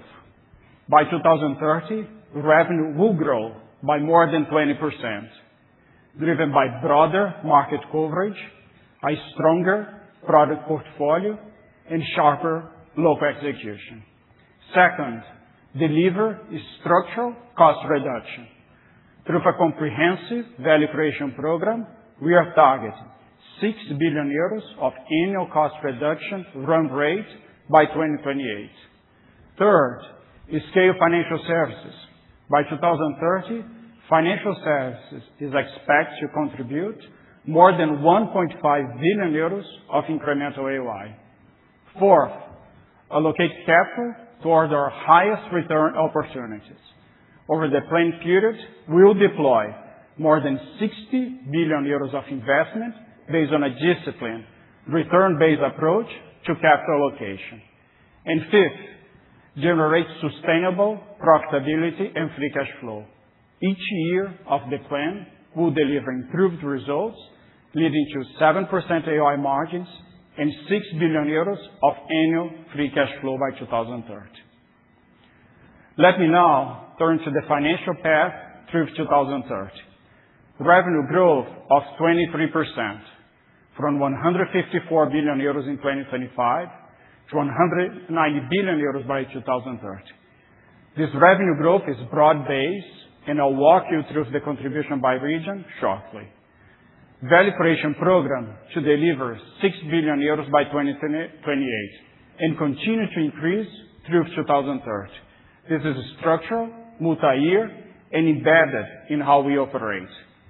AOI margin expansion to 7% of revenue by 2030, with a recovery to 5% margin already in 2028. I'll explain the key drivers in the coming pages. And industrial free cash flow will turn around from negative 4.5 billion in 2025 to positive 6 billion by 2030, driven by higher profitability and targeted capital allocation. Before we move into the details of Fastlane 2030, let me first reinforce our outlook for the remainder of the year. Our first quarter results show that we are moving in the right direction. As we stated on our first quarter earnings call, we are confident in the full-year guidance we provided in February. Despite inflationary pressures, including raw material cost increases that could represent up to the equivalent of 1% of revenue on a run rate basis in the following quarters of 2026. We're also closely monitoring the developments of USMCA negotiations and the ongoing legislative review of European regulations. Let me now turn to the financial drivers of our Fast Lane 2030 plan. Let me start with how we get to 2028, a critical milestone in our plan. Top line growth contributes 2.1 points of margin improvement. The volume growth is driven primarily by a refreshed lineup and introduction of new vehicles in new segments to expand market coverage. Industrial cost savings contribute 5 points. This is the largest driver of improvement, reflecting the 6 billion euros of value creation program, which is equivalent to 3.6 points of margin uplift, and 0.9 points from other efficiencies, including the benefit of higher plant capacity utilization. It also includes 0.5 points from the non-repeat adjustments in 2025. Financial service contributes a further 0.5 points. Against those benefits, we have included a headwind of 1.4 points from raw material inflation. We're also planning for a 0.6 point increase in SG&A spend to support growth. Let me now walk you through our path for positive industrial free cash flow. As we outline in our 2026 guidance, we expect a return to positive industrial free cash flow for the full year 2027. The trajectory is already improving. In the first quarter of 2026, industrial free cash flow improved by 1.1 billion euros versus the first quarter of 2025. As profitability continues to recover, supported by higher volumes and the ramp-up of value creation program savings, AOI expansion will be the primary engine of cash generation. Working capital will be a meaningful contributor, more than reversing the negative working capital in 2025, as volume growth improves operating efficiency across the business. Investment will be slightly higher in 2027 versus 2025 to fund our product investments. Finally, cash payments related to the H2 2025 charge will continue, but progressively decrease through 2030. As a result, we are confident that industrial free cash flow will turn positive in 2027. Then in 2028, we expect to reach 3 billion euros of industrial free cash flow, driven primarily by further AOI improvement, including the full run rate benefit of 6 billion euros from the value creation program. Talking about growth, every region has an important role to play in our profitable growth plan. In North America, we are targeting 25% revenue growth and an 8-10% AOI margin by 2030. Over the planned period, North America will represent 60% of the total profit increase. In larger Europe, we are targeting 15% revenue growth and a 3-5% AOI margin. In South America, we are targeting 10% revenue growth while sustaining 8-10% AOI margins. And in the Middle East and Africa, we are targeting 40% revenue growth with 10-12% AOI margin. This growth is supported by product actions explained by my colleagues today, which are funded by more than 60 billion euros of investment over the planned period, leveraging the partnerships to further amplify our capital reach. Next, let's turn to cost. When Antonio talks about industrial execution, he's talking about three things. First, quality. Second, industrial efficiency. Both are already being addressed and showing signs of improvement. The third item is product cost, which is central to the value creation program. This is one of the most important levers behind our margin expansion. VCP is a multi-year, enterprise-wide program designed to deliver 6 billion euros of annual cost reduction by 2028 versus 2025 baseline, with additional opportunity beyond that. And while today's discussion emphasizes the cost side of value creation, this program is broader than cost reduction and includes all aspects of our business. The same rigor, cadence, and execution discipline we are applying to cost is also being applied to commercial performance and will contribute to our revenue growth targets. The cost-focused portion of the program represents 6 billion euros, with savings balanced between enlarged Europe and North America. These savings will be delivered through 4 enterprise-wide levers: components, manufacturing, quality, and logistics and indirect costs. The largest opportunity is component costs, which represent 75% of a new vehicle cost. Our focus is to reduce components cost through peer benchmarking, design to cost analysis, and a structured cross-functional work with our suppliers. We are taking a systematic approach. In 2026, we worked through more than 80% of the total components cost base across enlarged Europe and North America. As an example, we have already launched a first wave covering approximately 35% of our components costs, with dedicated teams from engineering, purchasing, cost engineering, and finance. To date, they have generated thousands of initiatives, and some of the items are individually worth more than 10 million euros of recurring AOI impact. The strength of this program is its scale, agility, and integration. It does not depend on one initiative, one function, or one region. Moving to investment, smart capital allocation is at the core of our model. Over the planned period, we will deploy more than 60 billion euros in investment. Approximately 60% of our investment will be allocated to brands and products, and 40% to global platforms and technologies.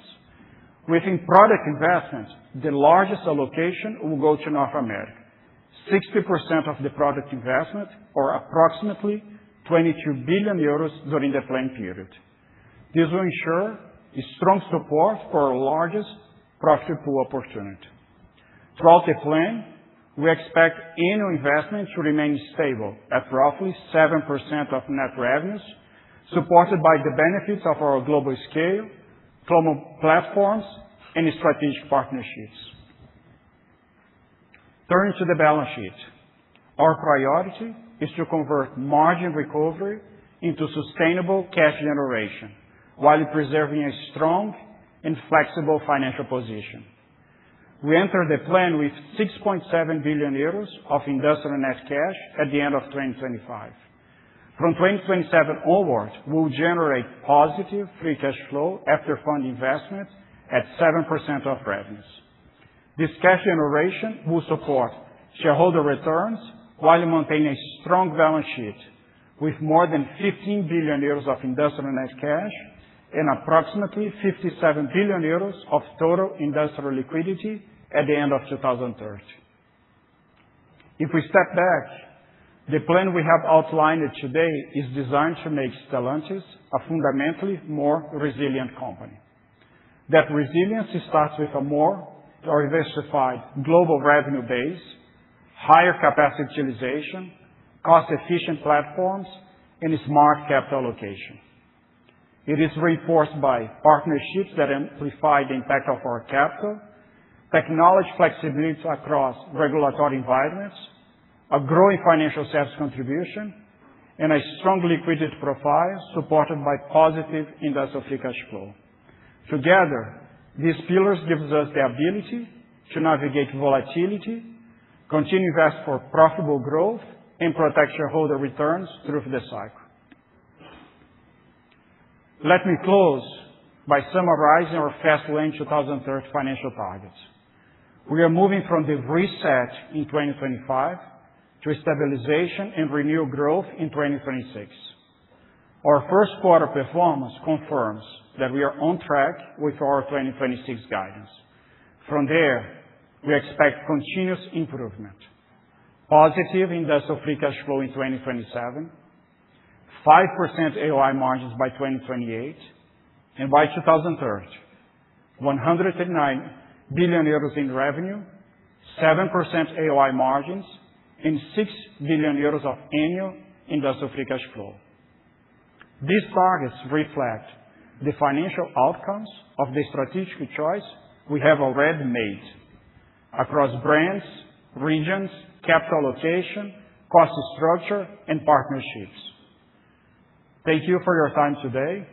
We look forward to updating you quarter by quarter on our Fastlane 2030 progress.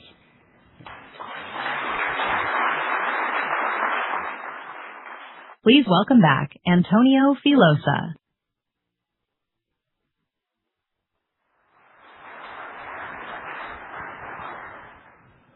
As we come to the end of this Investor Day, let me first thank you all for spending your valuable time with us today.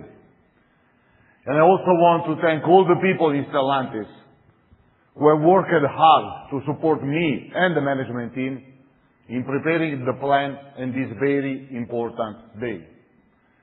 We have shared with you our plan for the next 5 years, Fastlane 2030.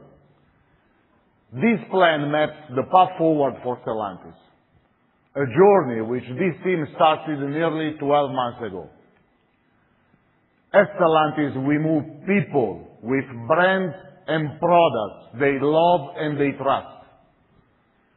This is our clear reference to our customer, and we have placed them at the center of our plan and of everything we do every day at Stellantis. Now let me leave you with few key takeaways.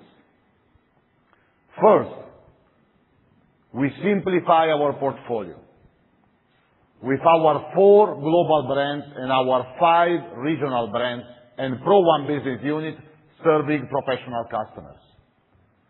Second, we will allocate our capital efficiently. We will invest more than 60 billion euros by 2030, supporting over 60 new vehicle launches. We will develop global technologies and improve EV competitiveness. And we will have a special focus on North America. Third, strategic partnerships. They will be a real force multiplier. Partnership with other OEMs and with the best technology providers. They will further optimize our capital efficiency, accelerate time to market, support our EV competitiveness, and improve manufacturing capacity utilization. Fourth, we optimize our industrial footprint. Europe, North America, and Middle East and Africa will significantly increase capacity utilization. In Europe, we will reduce our total capacity by more than 800,000 units. In the U.S., we will increase production, mitigating the impact of tariffs. Fifth, execution, execution, execution. My background is in manufacturing, and this team will create an industrial machine with faster time to market, top quartile quality, and significantly improved capacity utilization to execute on our product promise to all our customers. And finally, the regions. Regions are where the rubber hits the road. As you heard today from my colleagues, we empower our regions. Each of them has built a tailored plan and owns the plan execution. And here to conclude our day is a reminder of what we intend to deliver. We expect to return to positive free cash flow in 2027. By 2028, our plan is to reach 175 billion euros in net revenues, 5% AOI margins, 3 billion euros of free cash flow. By 2030, 190 billion euros in net revenues, 7% AOI margins, 6 billion euros of free cash flow, with top quartile quality in all regions and in all segments by 2028. Ladies and gentlemen, this is Fastlane 2030. Our direction is clear, and our journey has just started. Thank you very much.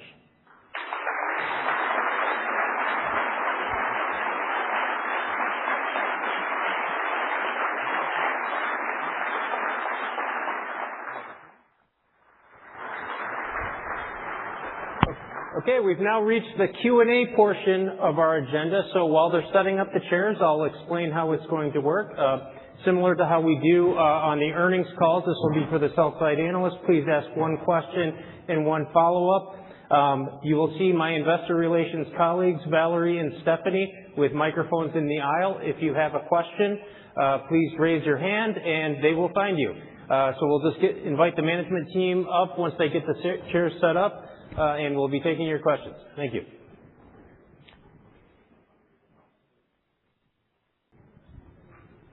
Okay, we can begin. Hi, it's Philippe Bouchois at Jefferies. I'm here. Hi, good to see you. First of all, thank you very much for all the work that has gone into this event. Much appreciated. My question or reaction, I guess, is understand what's happening in the U.S., and I think nobody has any issue with what you're doing in North America. It's more about Europe. 3 to 5% margin is pretty low, even by the low standards of European history. And my impression is we have almost like a two-tier business. North America remains a more traditional car maker, reasonably well integrated vertically. And then Europe is basically shedding assets. So trying to figure out is this low margin, I'm sure it includes the fact that you expect more competition from China, no doubt.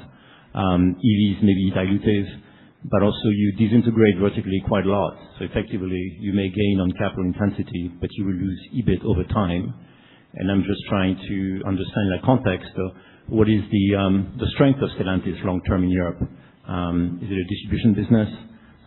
So what's your edge to be a long-term competitor in Europe? And if I can squeeze a second one is we know, for example, that regulation on CO2 and LCV is very important for European earnings. And we don't see Europe doing anything to try to help the industry or protect. And I'd love to have your view and why is Europe not helping what's going on? Because we see the Chinese coming in, you're helping them to some extent, and there's a logic to it, but kind of thinking that you're helping the ship in the wolf in the sheep pen. And that's it for me. Well, thank you. Two questions, right? One Europe and one regulation. Okay, I will start answering, then I will leave Emanuele the rest of the answer. I will answer as the CEO of a global company that developed a business in multiple regions. And this is a strength that we have. Because once one region is in a certain direction, can compensate or offset eventually other regions that may be in a small problems, which is not the case of Europe. So let me talk about Europe. We will leverage 40% of our investment, which is 60 billion euro, to develop global assets for all the brands and for all the regions.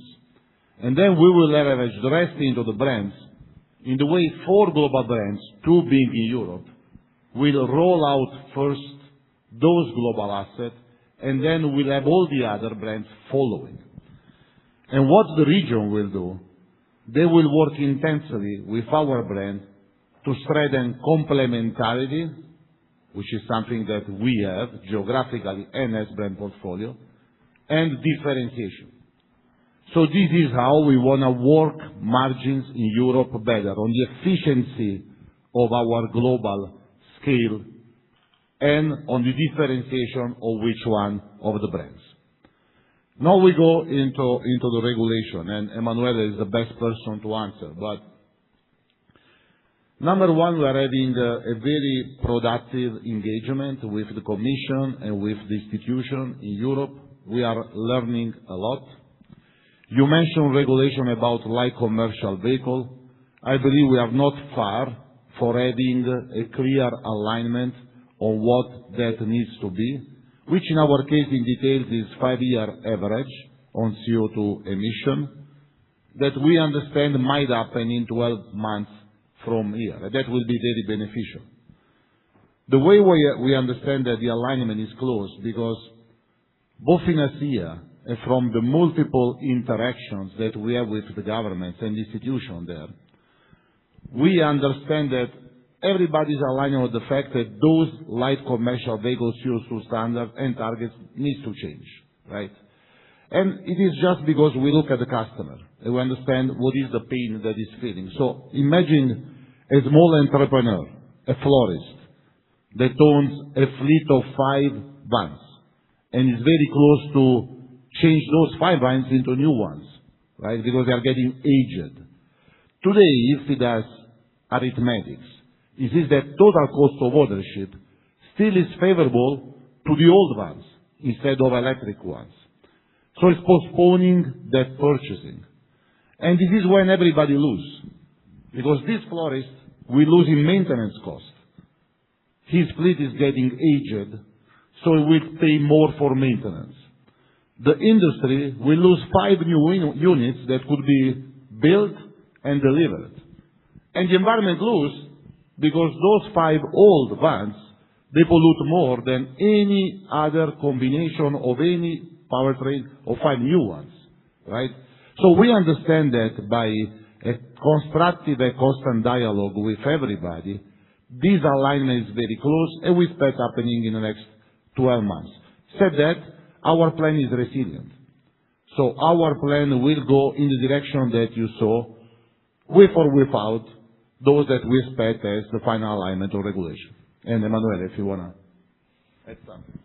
I just wanna say we need also to look at what is the current situation of Stellantis and the market today. Stellantis is today first quarter in a good path of recovery compared with the prior quarter, the fourth quarter last year, and this is also with a mix of EV that is quite increasing compared with the past. So the momentum for electrification is a good momentum. Now, in our projection for the long term, we decide to be very conscious and to look at what is the average profitability of the competition in Europe. The level of competition is high, the number of vehicles by segment is very high, so we prefer to be very conscious on our forecast. And on LCV, Antonio, I think you really define what is the situation today. The demand is not aligned with the current regulation on CO2 on LCV. So we expect some modification. I think that all the stakeholders are very conscious, but at the end of the day, we need to see some real moves in the legislation. Thank you. Hi, here in the front. Hi, Henning from Barclays. Thanks very much for having us for a really well-delivered event, I thought. I'd like to challenge you on North America actually a little bit. So you talk about that 35% volume growth in a flat market. So obviously, all of it in terms of taking share from competitors. Appreciate you have a few white spaces that you want to grow in. Although some of them would appear to be a bit elusive, right? So you're bringing some sub $30,000 Chrysler vehicles back, for example, on the Ram side, rather smaller trucks, so seems to be a bit elusive. So I just wanted to understand what you would expect a reaction on part of your North American competition to be, because you have flat mix, positive pricing, yet really high growth in a flat market. So I just wanted to challenge you a little bit on that and see what you think the reaction part of the competitors would be. That's the first question. And then the other, dominant part, of course, in the AOI bridge is the cost savings. And I suppose, Joao, you said it's about 50-50 between Europe and North America, and that we must hold you accountable quarter by quarter now for the delivery. So can you share a little bit how much of that is really in line of sight already? How much of that do you have identified? Obviously, everybody's trying to get more out of the supply chain and so on. So how tangible is this already? When does it start to come through? Thank you very much. Perfect. Thank you for your question. So North America, we will launch products into 5 new segments, as you saw. Let's start with Ram. So Ram is the fastest growing brand in North America in quarter 1. So without new product launches, it's growing in market share and profitability, as we know. Now, Ram, few years ago, was much higher than segment share and market share. And one of the reasons is because 3 years ago, Ram lost in its lineup Ram DS. That was the entry offer of pickup trucks badged Ram, $10,000 in average, more competitive than the DT, the current Ram 1500. We are already working on that entry part of the segment with the new entry version, such as the Black Express, but we understand that inflation and cost pressure might move demand of pickup buyers into the lower segment, as we see already. In the mid-size pickup truck, we target the competitor who is now number one, right? Which is, as we know, Toyota Tacoma. And we believe we have a great product to battle face-to-face with Toyota Tacoma. Then we have in the compact pickup truck what has been proven already a very good product in South America and Central America, which is the Ram Rampage, coming to be built in North America. That segment today has just one player that is built in Mexico. It's Ford Maverick, right? And we want to get with Ram Rampage with a very good product that, by the way, in South America is doing much better here in North America. So we believe that Ram really has been proven to have the ability to grow a lot into the large pickup trucks as it's doing in the latest 3-4 months, can have a big edge, a big advantage to play in mid-size pickup truck and also in the compact pickup truck, as we see already happening, for instance, in South America. Now, Chrysler, as you mentioned. Chrysler, as Tim Kuniskis has shared with you, is practicality and functionality. And we truly believe there is nothing more practical and functional than the two cars that you saw in the dome that might be priced at $25,000. We have a strong competitor in that range out of the one of the D3 that sell 250,000 units per year. And we want to really be competitive and bothering this competitor in that segment. And then the other part of your question is about VCP, right? And how close we are to be tangible. So all the initiatives that have been so far produced by almost 3,000 people that are working on VCP in the company, we understand that 40% of those will be implemented in the latest part of this year, thus will mature next year. So in our business plan, next year there is the impact of those 40% and then growing. And we can give you, to increase this level of tangible, some examples, right? So for instance, quality to us is a cost, right? Total warranty spending and total warranty costs are costs for sure. Now, we are developing, through AI adoption in VCP, a set of tools in quality that connect immediately one claim, one issue on the field to the plant, to the workstation where this issue was generated. Then the same tool will open to us all the similar issues that have been root caused already and solved.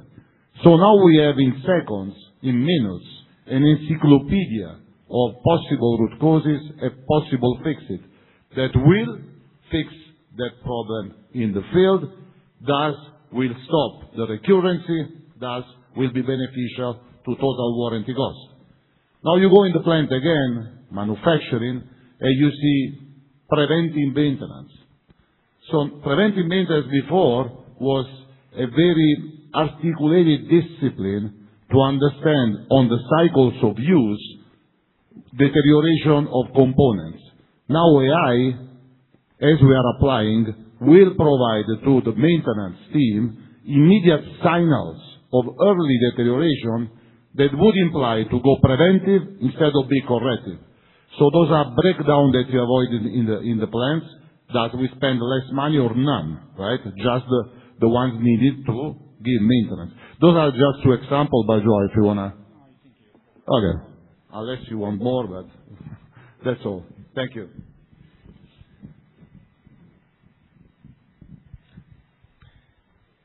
Hi, everybody. Itai McKelly from TD Cowen. Thanks again for hosting this event. I actually have two questions on software and AI. The first is, I'm curious if you can dimension the contribution that you expect through 2030 from incremental software services, both in the consumer side and maybe the Pro One side. And secondly, we heard a lot about Level 2, Level 2 Plus. I'm curious if you could update us on your plans through 2030 on like Level 3 and Level 4. Thank you. Okay. I will take the first part of the answer, then I will give to Pro One, so Emanuele, and to Ned and Davide, the rest of the answer. We are working now with the partners that you saw and many others to implement the enablers to our leapfrog in digital tax, right? So Stella Brain, our central computing architecture, will be deployed to our fleet in 2027. Then a Smart Cockpit in 27 and 28.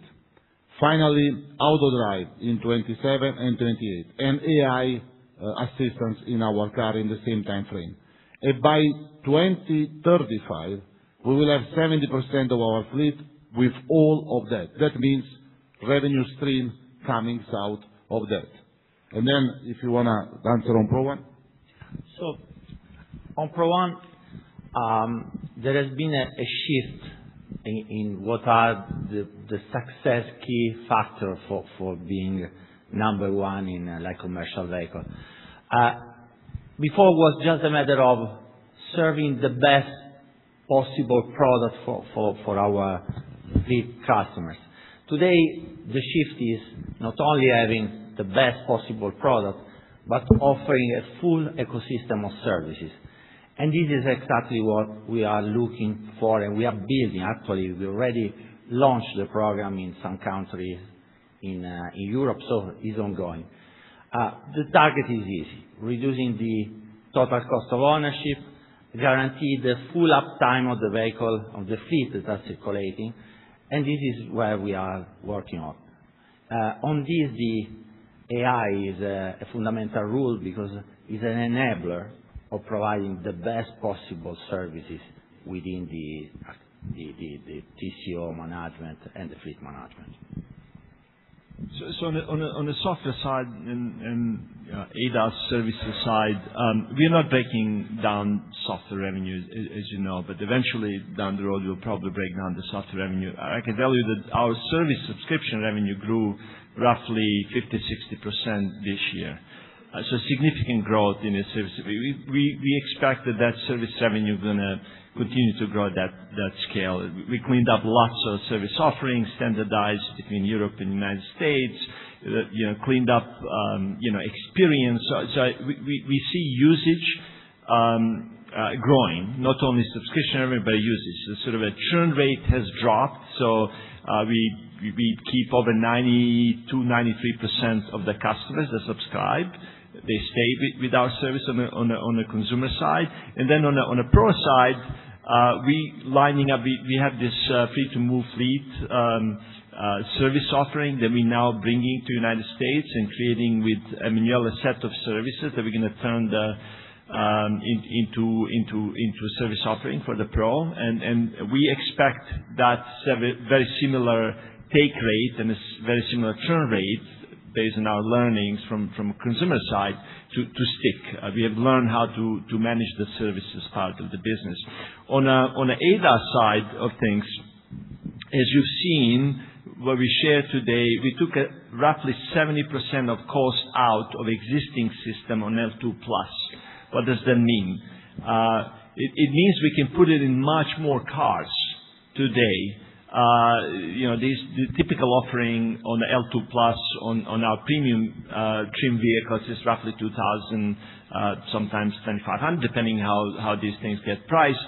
And so the take rate is relatively stable, equivalent to other automakers. But we believe by dropping the cost and dropping the price, we'll have a significant more take rate on these services. And so I think the way we're packaging experience together with the right service offering, we'll be able to grow this software service revenue significantly over the next couple of years. And at some point, then, Antonio and Joao get to decide when to break that and show you guys how we're doing there.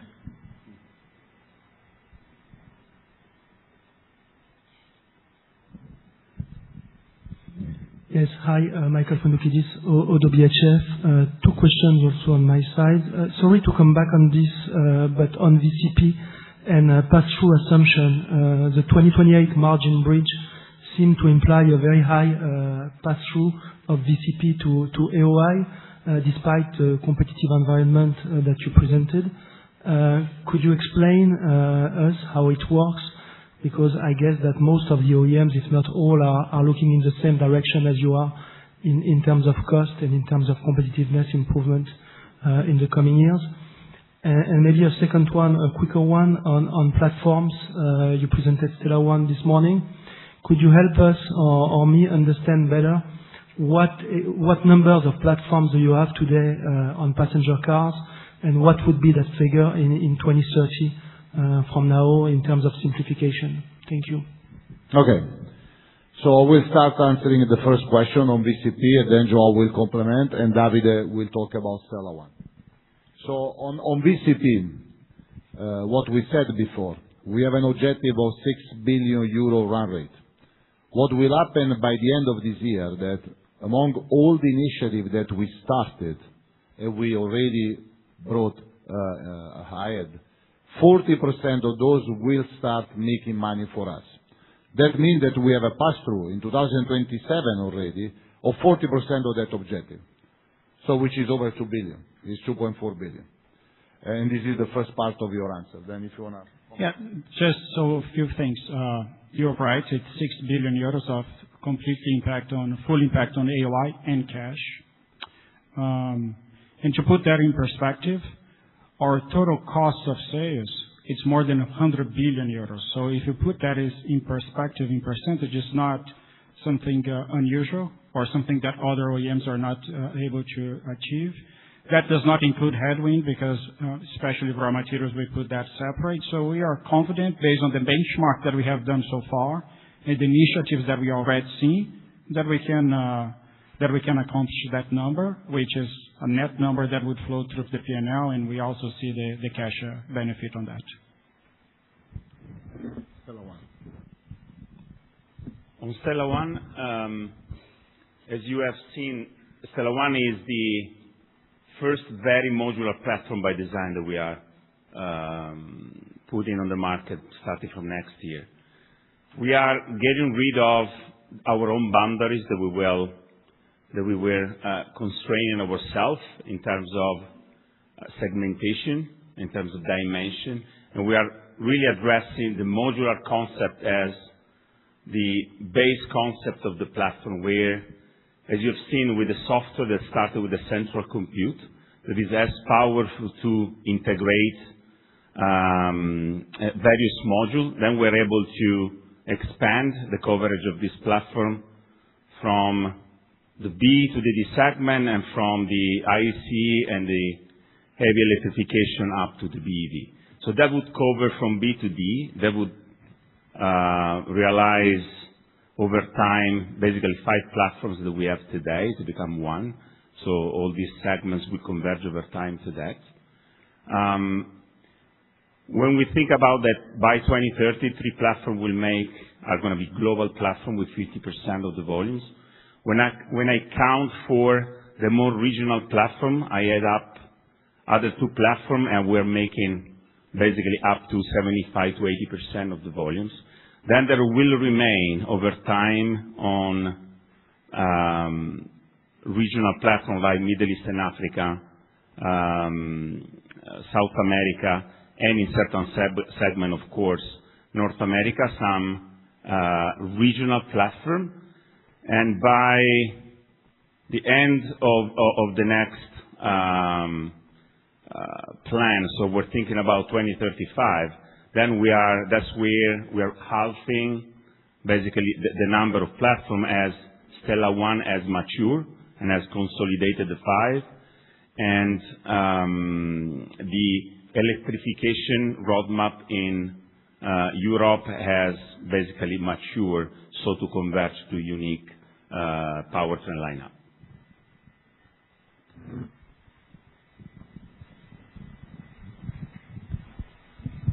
Thank you. Christian Frenes, Goldman Sachs. First of all, thank you for setting up this event. Really interesting day, and we appreciate it very much. I wanted to come back to North America in terms of the price mix volume contribution. I think for the group, you talked about 2.1% through 2028.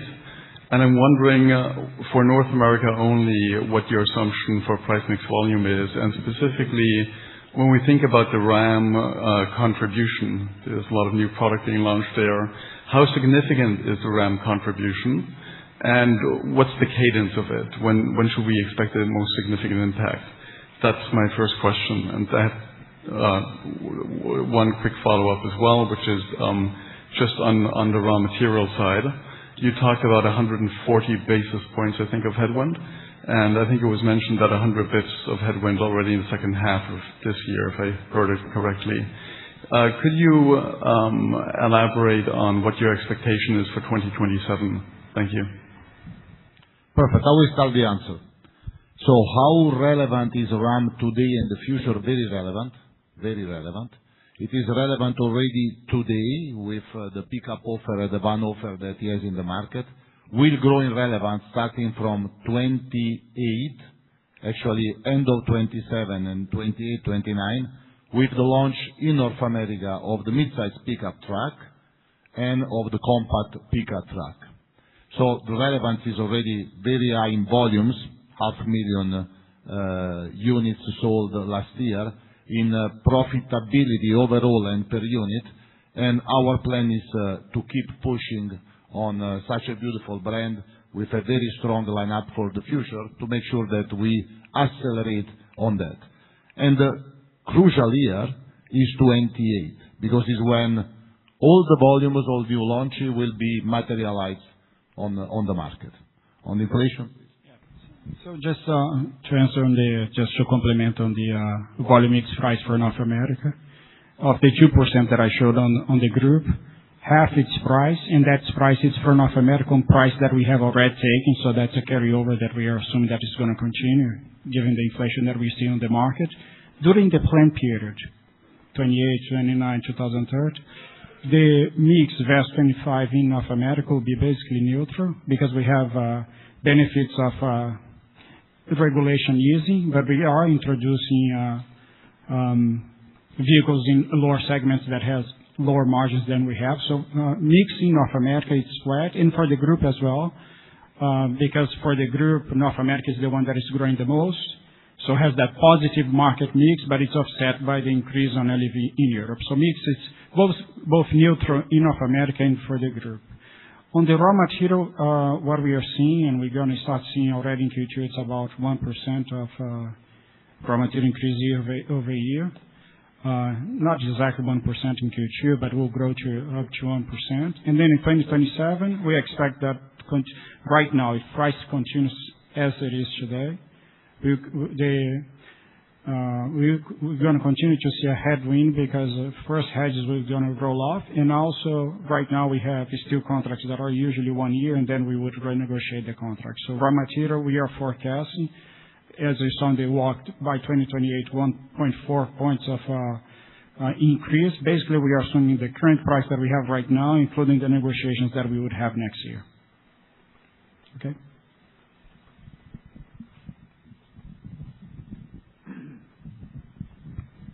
Yeah. Thank you for taking my questions.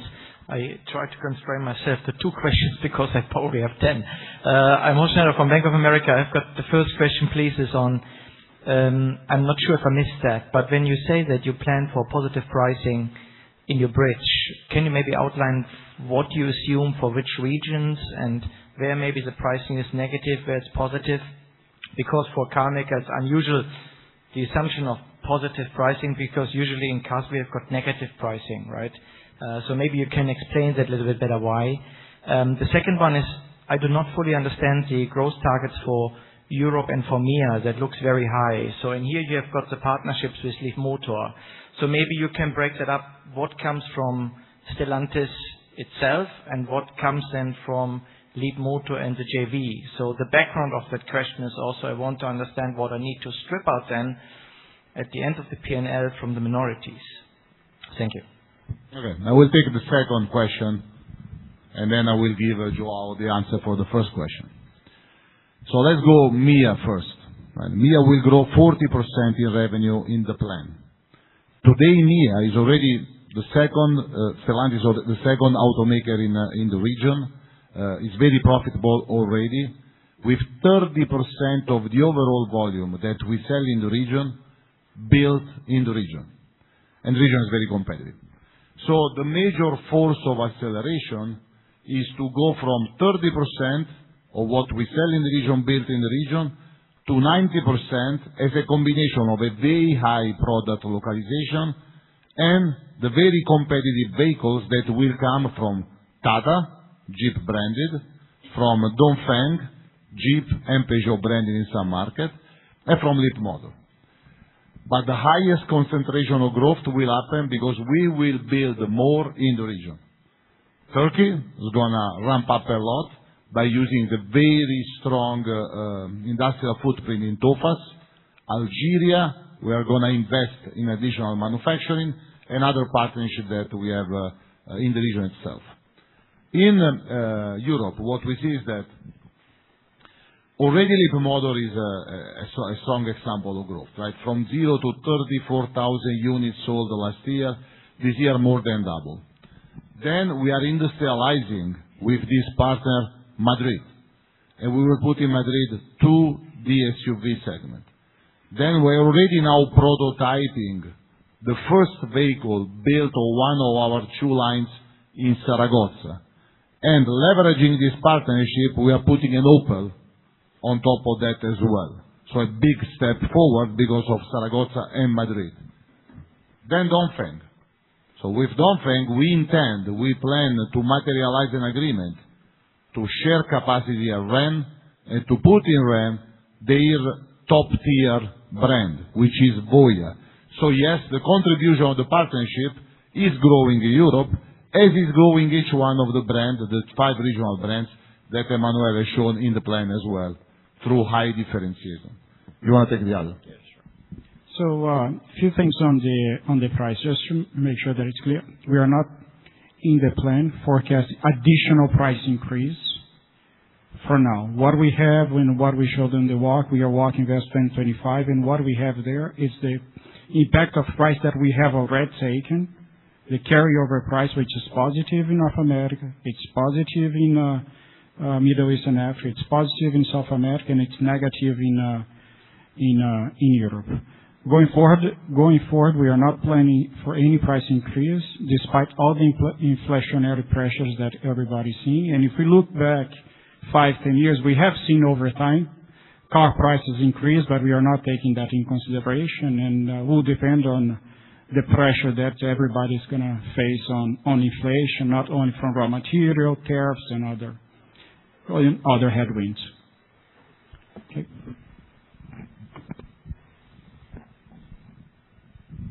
Good afternoon. This is Federico Merendi from Wolf Research. So my first question is, you have a lot of stuff on the table right now. You have 60 models. I get that you're planning also to redesign parts, a lot of things, right? And typically when this happens, in this industry, companies are more prone to have quality issues or things going wrong. So how are you planning to manage this level of complexity over your period plan?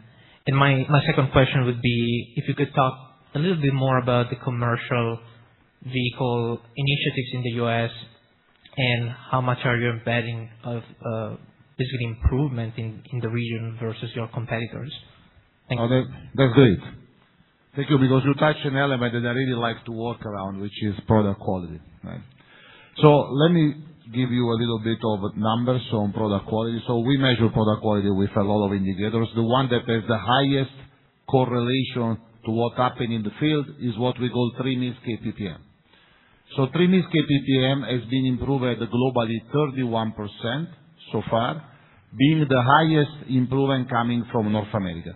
Despite the launches that we had, usually a new product launch is the introduction of new supplier parts, on new technology, on recently trained manpower in our plants. So usually you see some peak, but we have been able with our quality team to mitigate all peaks. How we are doing that? Number one, we are really entertaining a very strong double-way conversation with all our dealers. Those are the ones that first receive claims, the ones that first they advise now in this moment. Second, we applied overall AI to understand quickly how to correlate whatever we see as a signal to a potential root cause that we've seen already in the past, to all the possible fixes that we did. So we are really working hard on product quality, nameplate by nameplate, by intensifying field dialogue with dealers, and by applying last generation tools to be faster in root causing and to find possible actions for solve those issues. This is the first answer to your question. The second is Pro One and commercial vehicle in North America. Well, this is already in good shape, but will be in a better shape. Why? On the pickups, we are launching a lot of pickups, as you saw, right? So the mid-size pickup truck is coming very soon. This is a white space for us. We believe that we have a very strong offer in the product that you saw in the Dome, and with a brand which is already the fast-growing brand in North America overall. Then we have the compact pickup. And this is very interesting as well. It is a proven product. So your first question about future product quality, well, it is already very mature, so we've been working a lot technically on that product.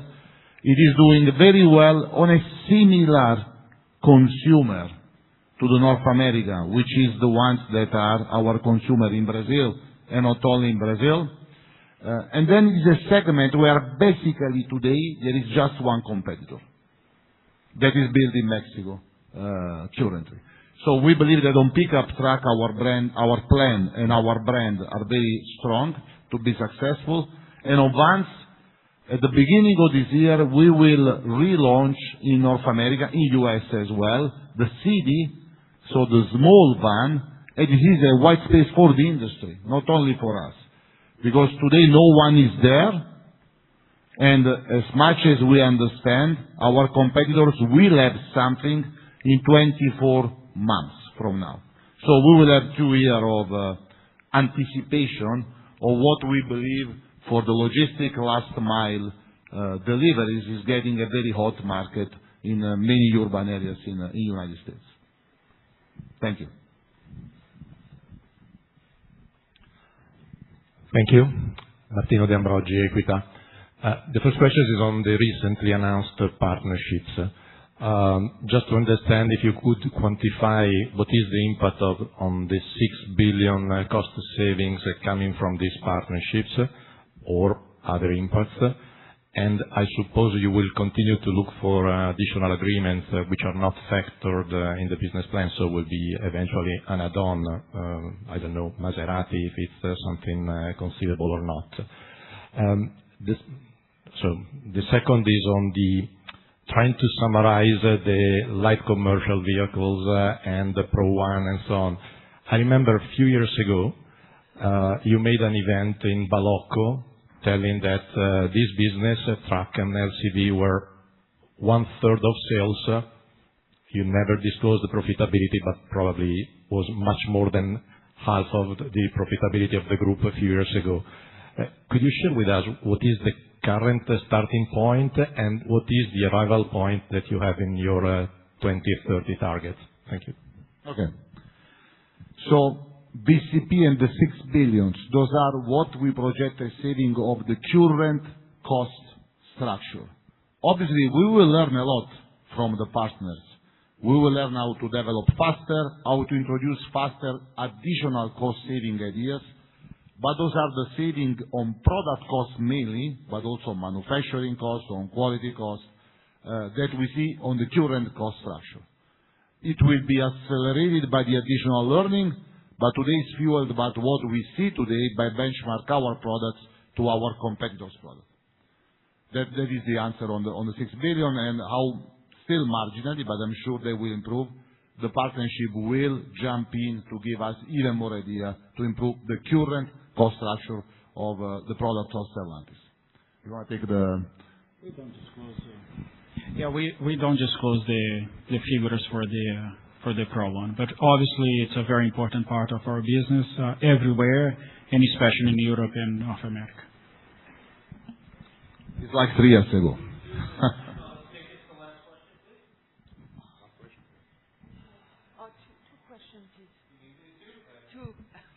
Quick. Tom Narayan, RBC. There was a slide in the European subsegment we had with different types of bread. There was a croissant and there was a pretzel for Germany, and it was great. I liked it. I know some people didn't. But basically, the idea there is that you have these national champions, and that's what keeps the kind of DNA away from, let's say, the Chinese coming in, right? But then you also have the Chinese partners coming in. I guess the question is, what is to prevent those partners that you have from taking a chomp at the pretzel, the baguette, etc.? Who are they taking share away from exactly? And then a follow-up, just a quick clarification. Did you say that mix in Europe would be positive? I'm just thinking you have the EVs, you have the profit sharing with the Chinese JVs, and these lower priced cars coming in. Thanks. Okay. So I will take the pretzel and the focaccia in my case. In my case, the part of the answer, and then on the pricing in Europe, which will not be positive, Joao will explain. The most important element of that beautiful and artistic representation of what we want to do with our European brands actually is what is in the middle. The eggs, the flour, those are the same. This is the famous 47% of investment in global asset. So we take the eggs, and then by the magic of our designers, so our brand management, we are able to differentiate and be distinctive in each geography for the customer that we have the privilege to serve by doing focaccia, by doing pretzel, by doing baguette, etc. So this is the recipe. The partnership, as you said. There are two very important elements of each one of the partnership that either we already have, Leapmotor, or we are building, Dongfeng in Europe. Those joint ventures are meant to be distribution joint venture, sourcing joint venture, and capacity sharing joint venture, and in case of Dongfeng, also engineering joint venture, 51% owned by Stellantis. So we control distribution, if you wish. In the agreement that we have, both with Leapmotor and Dongfeng, we together select the products or the brands that our partner would like to produce and distribute through us. Because basically it's mutual interest to sell both more and not to compete for the same customer in the same showroom, right? So for instance, in Rennes, once we will materialize the partnership with Dongfeng, Dongfeng will launch through the joint venture there, Goya brand, which is a top-tier brand, big cars. And Leapmotor in Madrid, when we will finalize that venture as well, Leapmotor will launch there probably 2 D segments car, which is not in our core strategy, since our core strategy, as Emmanuel explained, is A, B, and C expansion in Europe. So this is the way we want to work together to win both. So we win for some reason that I explained, and then the partners win because they will have access to our manufacturing knowledge and manufacturing savoir-faire and distribution very, very quick. And the scale of both will contribute to be even more effective in sourcing. And you want to take the price? Yeah, sure. It's mixed. The question was a mix, right? So the net mix impact in Europe, West 2025 during the plan period, it's negative because of the increase of the LEV. For the group, it's neutral because the negative mix in Europe is offset by the higher growth of the North America, which has higher margins than the other regions through the plan period. So since North America is growing more than the other regions, that has a positive mix effect that offsets the negative mix effect that we're going to see in Europe because of the LEV penetration. Okay. Thank you. Thank you for taking my questions. Monica Bosio from Intesa Sanpaolo. The first question is on North America. Antonio, you said that 2028 will be crucial for North America because of REM. So should we expect a more back-end loaded growth or a balanced growth? In any case, how do you see 2027 in North America? That's my first question. And the second one is on your partnership with Jaguar Land Rover. I was expecting partnerships in Europe, but not in USA. So if you can explain me the reason behind. Thank you. No, thank you for your question. Actually, to us, to this leadership team, to the overall Stellantis team that we are grateful to lead every day is crucial. So we start seeing as crucial today, this week, this month, second quarter, the year, and up to 2030. When I say that 28 is very important, it's because, number one, in 27, we go positive in free cash flow generation. And we have a plan for that. In 28, we get to 3 billion euro of positive free cash flow generation. And we do that because we gradually and progressively improve our business KPI quarter by quarter, starting from quarter one versus the same period of prior year to execution through new product launches. And then we have a very high density of product launches in North America in 28. So in 28 is when we mature the launches and the sales of the Chrysler that you saw, the very competitive ones, when we have the two pickups already in the market, so accelerating ramp-up of production and sales, the mid-size pickup truck and the compact pickup truck. And we will already have accumulated more than 1 year of sales of the beautiful white spaces of Ram that you saw by Tim Kuniskis. So the sport truck, for instance, and the TRX. So it is a year where we will accelerate because of accelerated product launches cadence. But when you talk on what is crucial to us is every day, is this year, is to be positive industrial free cash flow in 27, is to reach 3 billion euro of industrial free cash flow in 28. Partnerships. Partnerships are meant to be a multiplier of forces for us in many fields, right? And in Europe it's very clear that when you talk capacity sharing, capacity utilization sharing, but not only, what happens in North America? Well, in North America we can develop together products, we can develop together technologies, and we can have opportunity of capacity sharing. Since the new trade condition makes our installed capacity very attractive to many other competitors or potential partners, and we have very acknowledged manpower and industrial teams that run every day a lot of assembly plants in this region and in this country. Thank you. Thank you for your question. Well, I just want to thank John first. John, thank you very much for being with us. This is really a lot as a message to this team.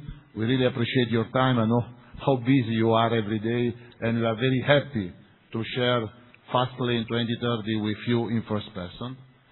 And I will obviously want to thank all of you for these important questions as you did. As we close this important day for Stellantis, I want to thank you once again for being us today. Safe travels to all, and see you next year probably. Thank you very much.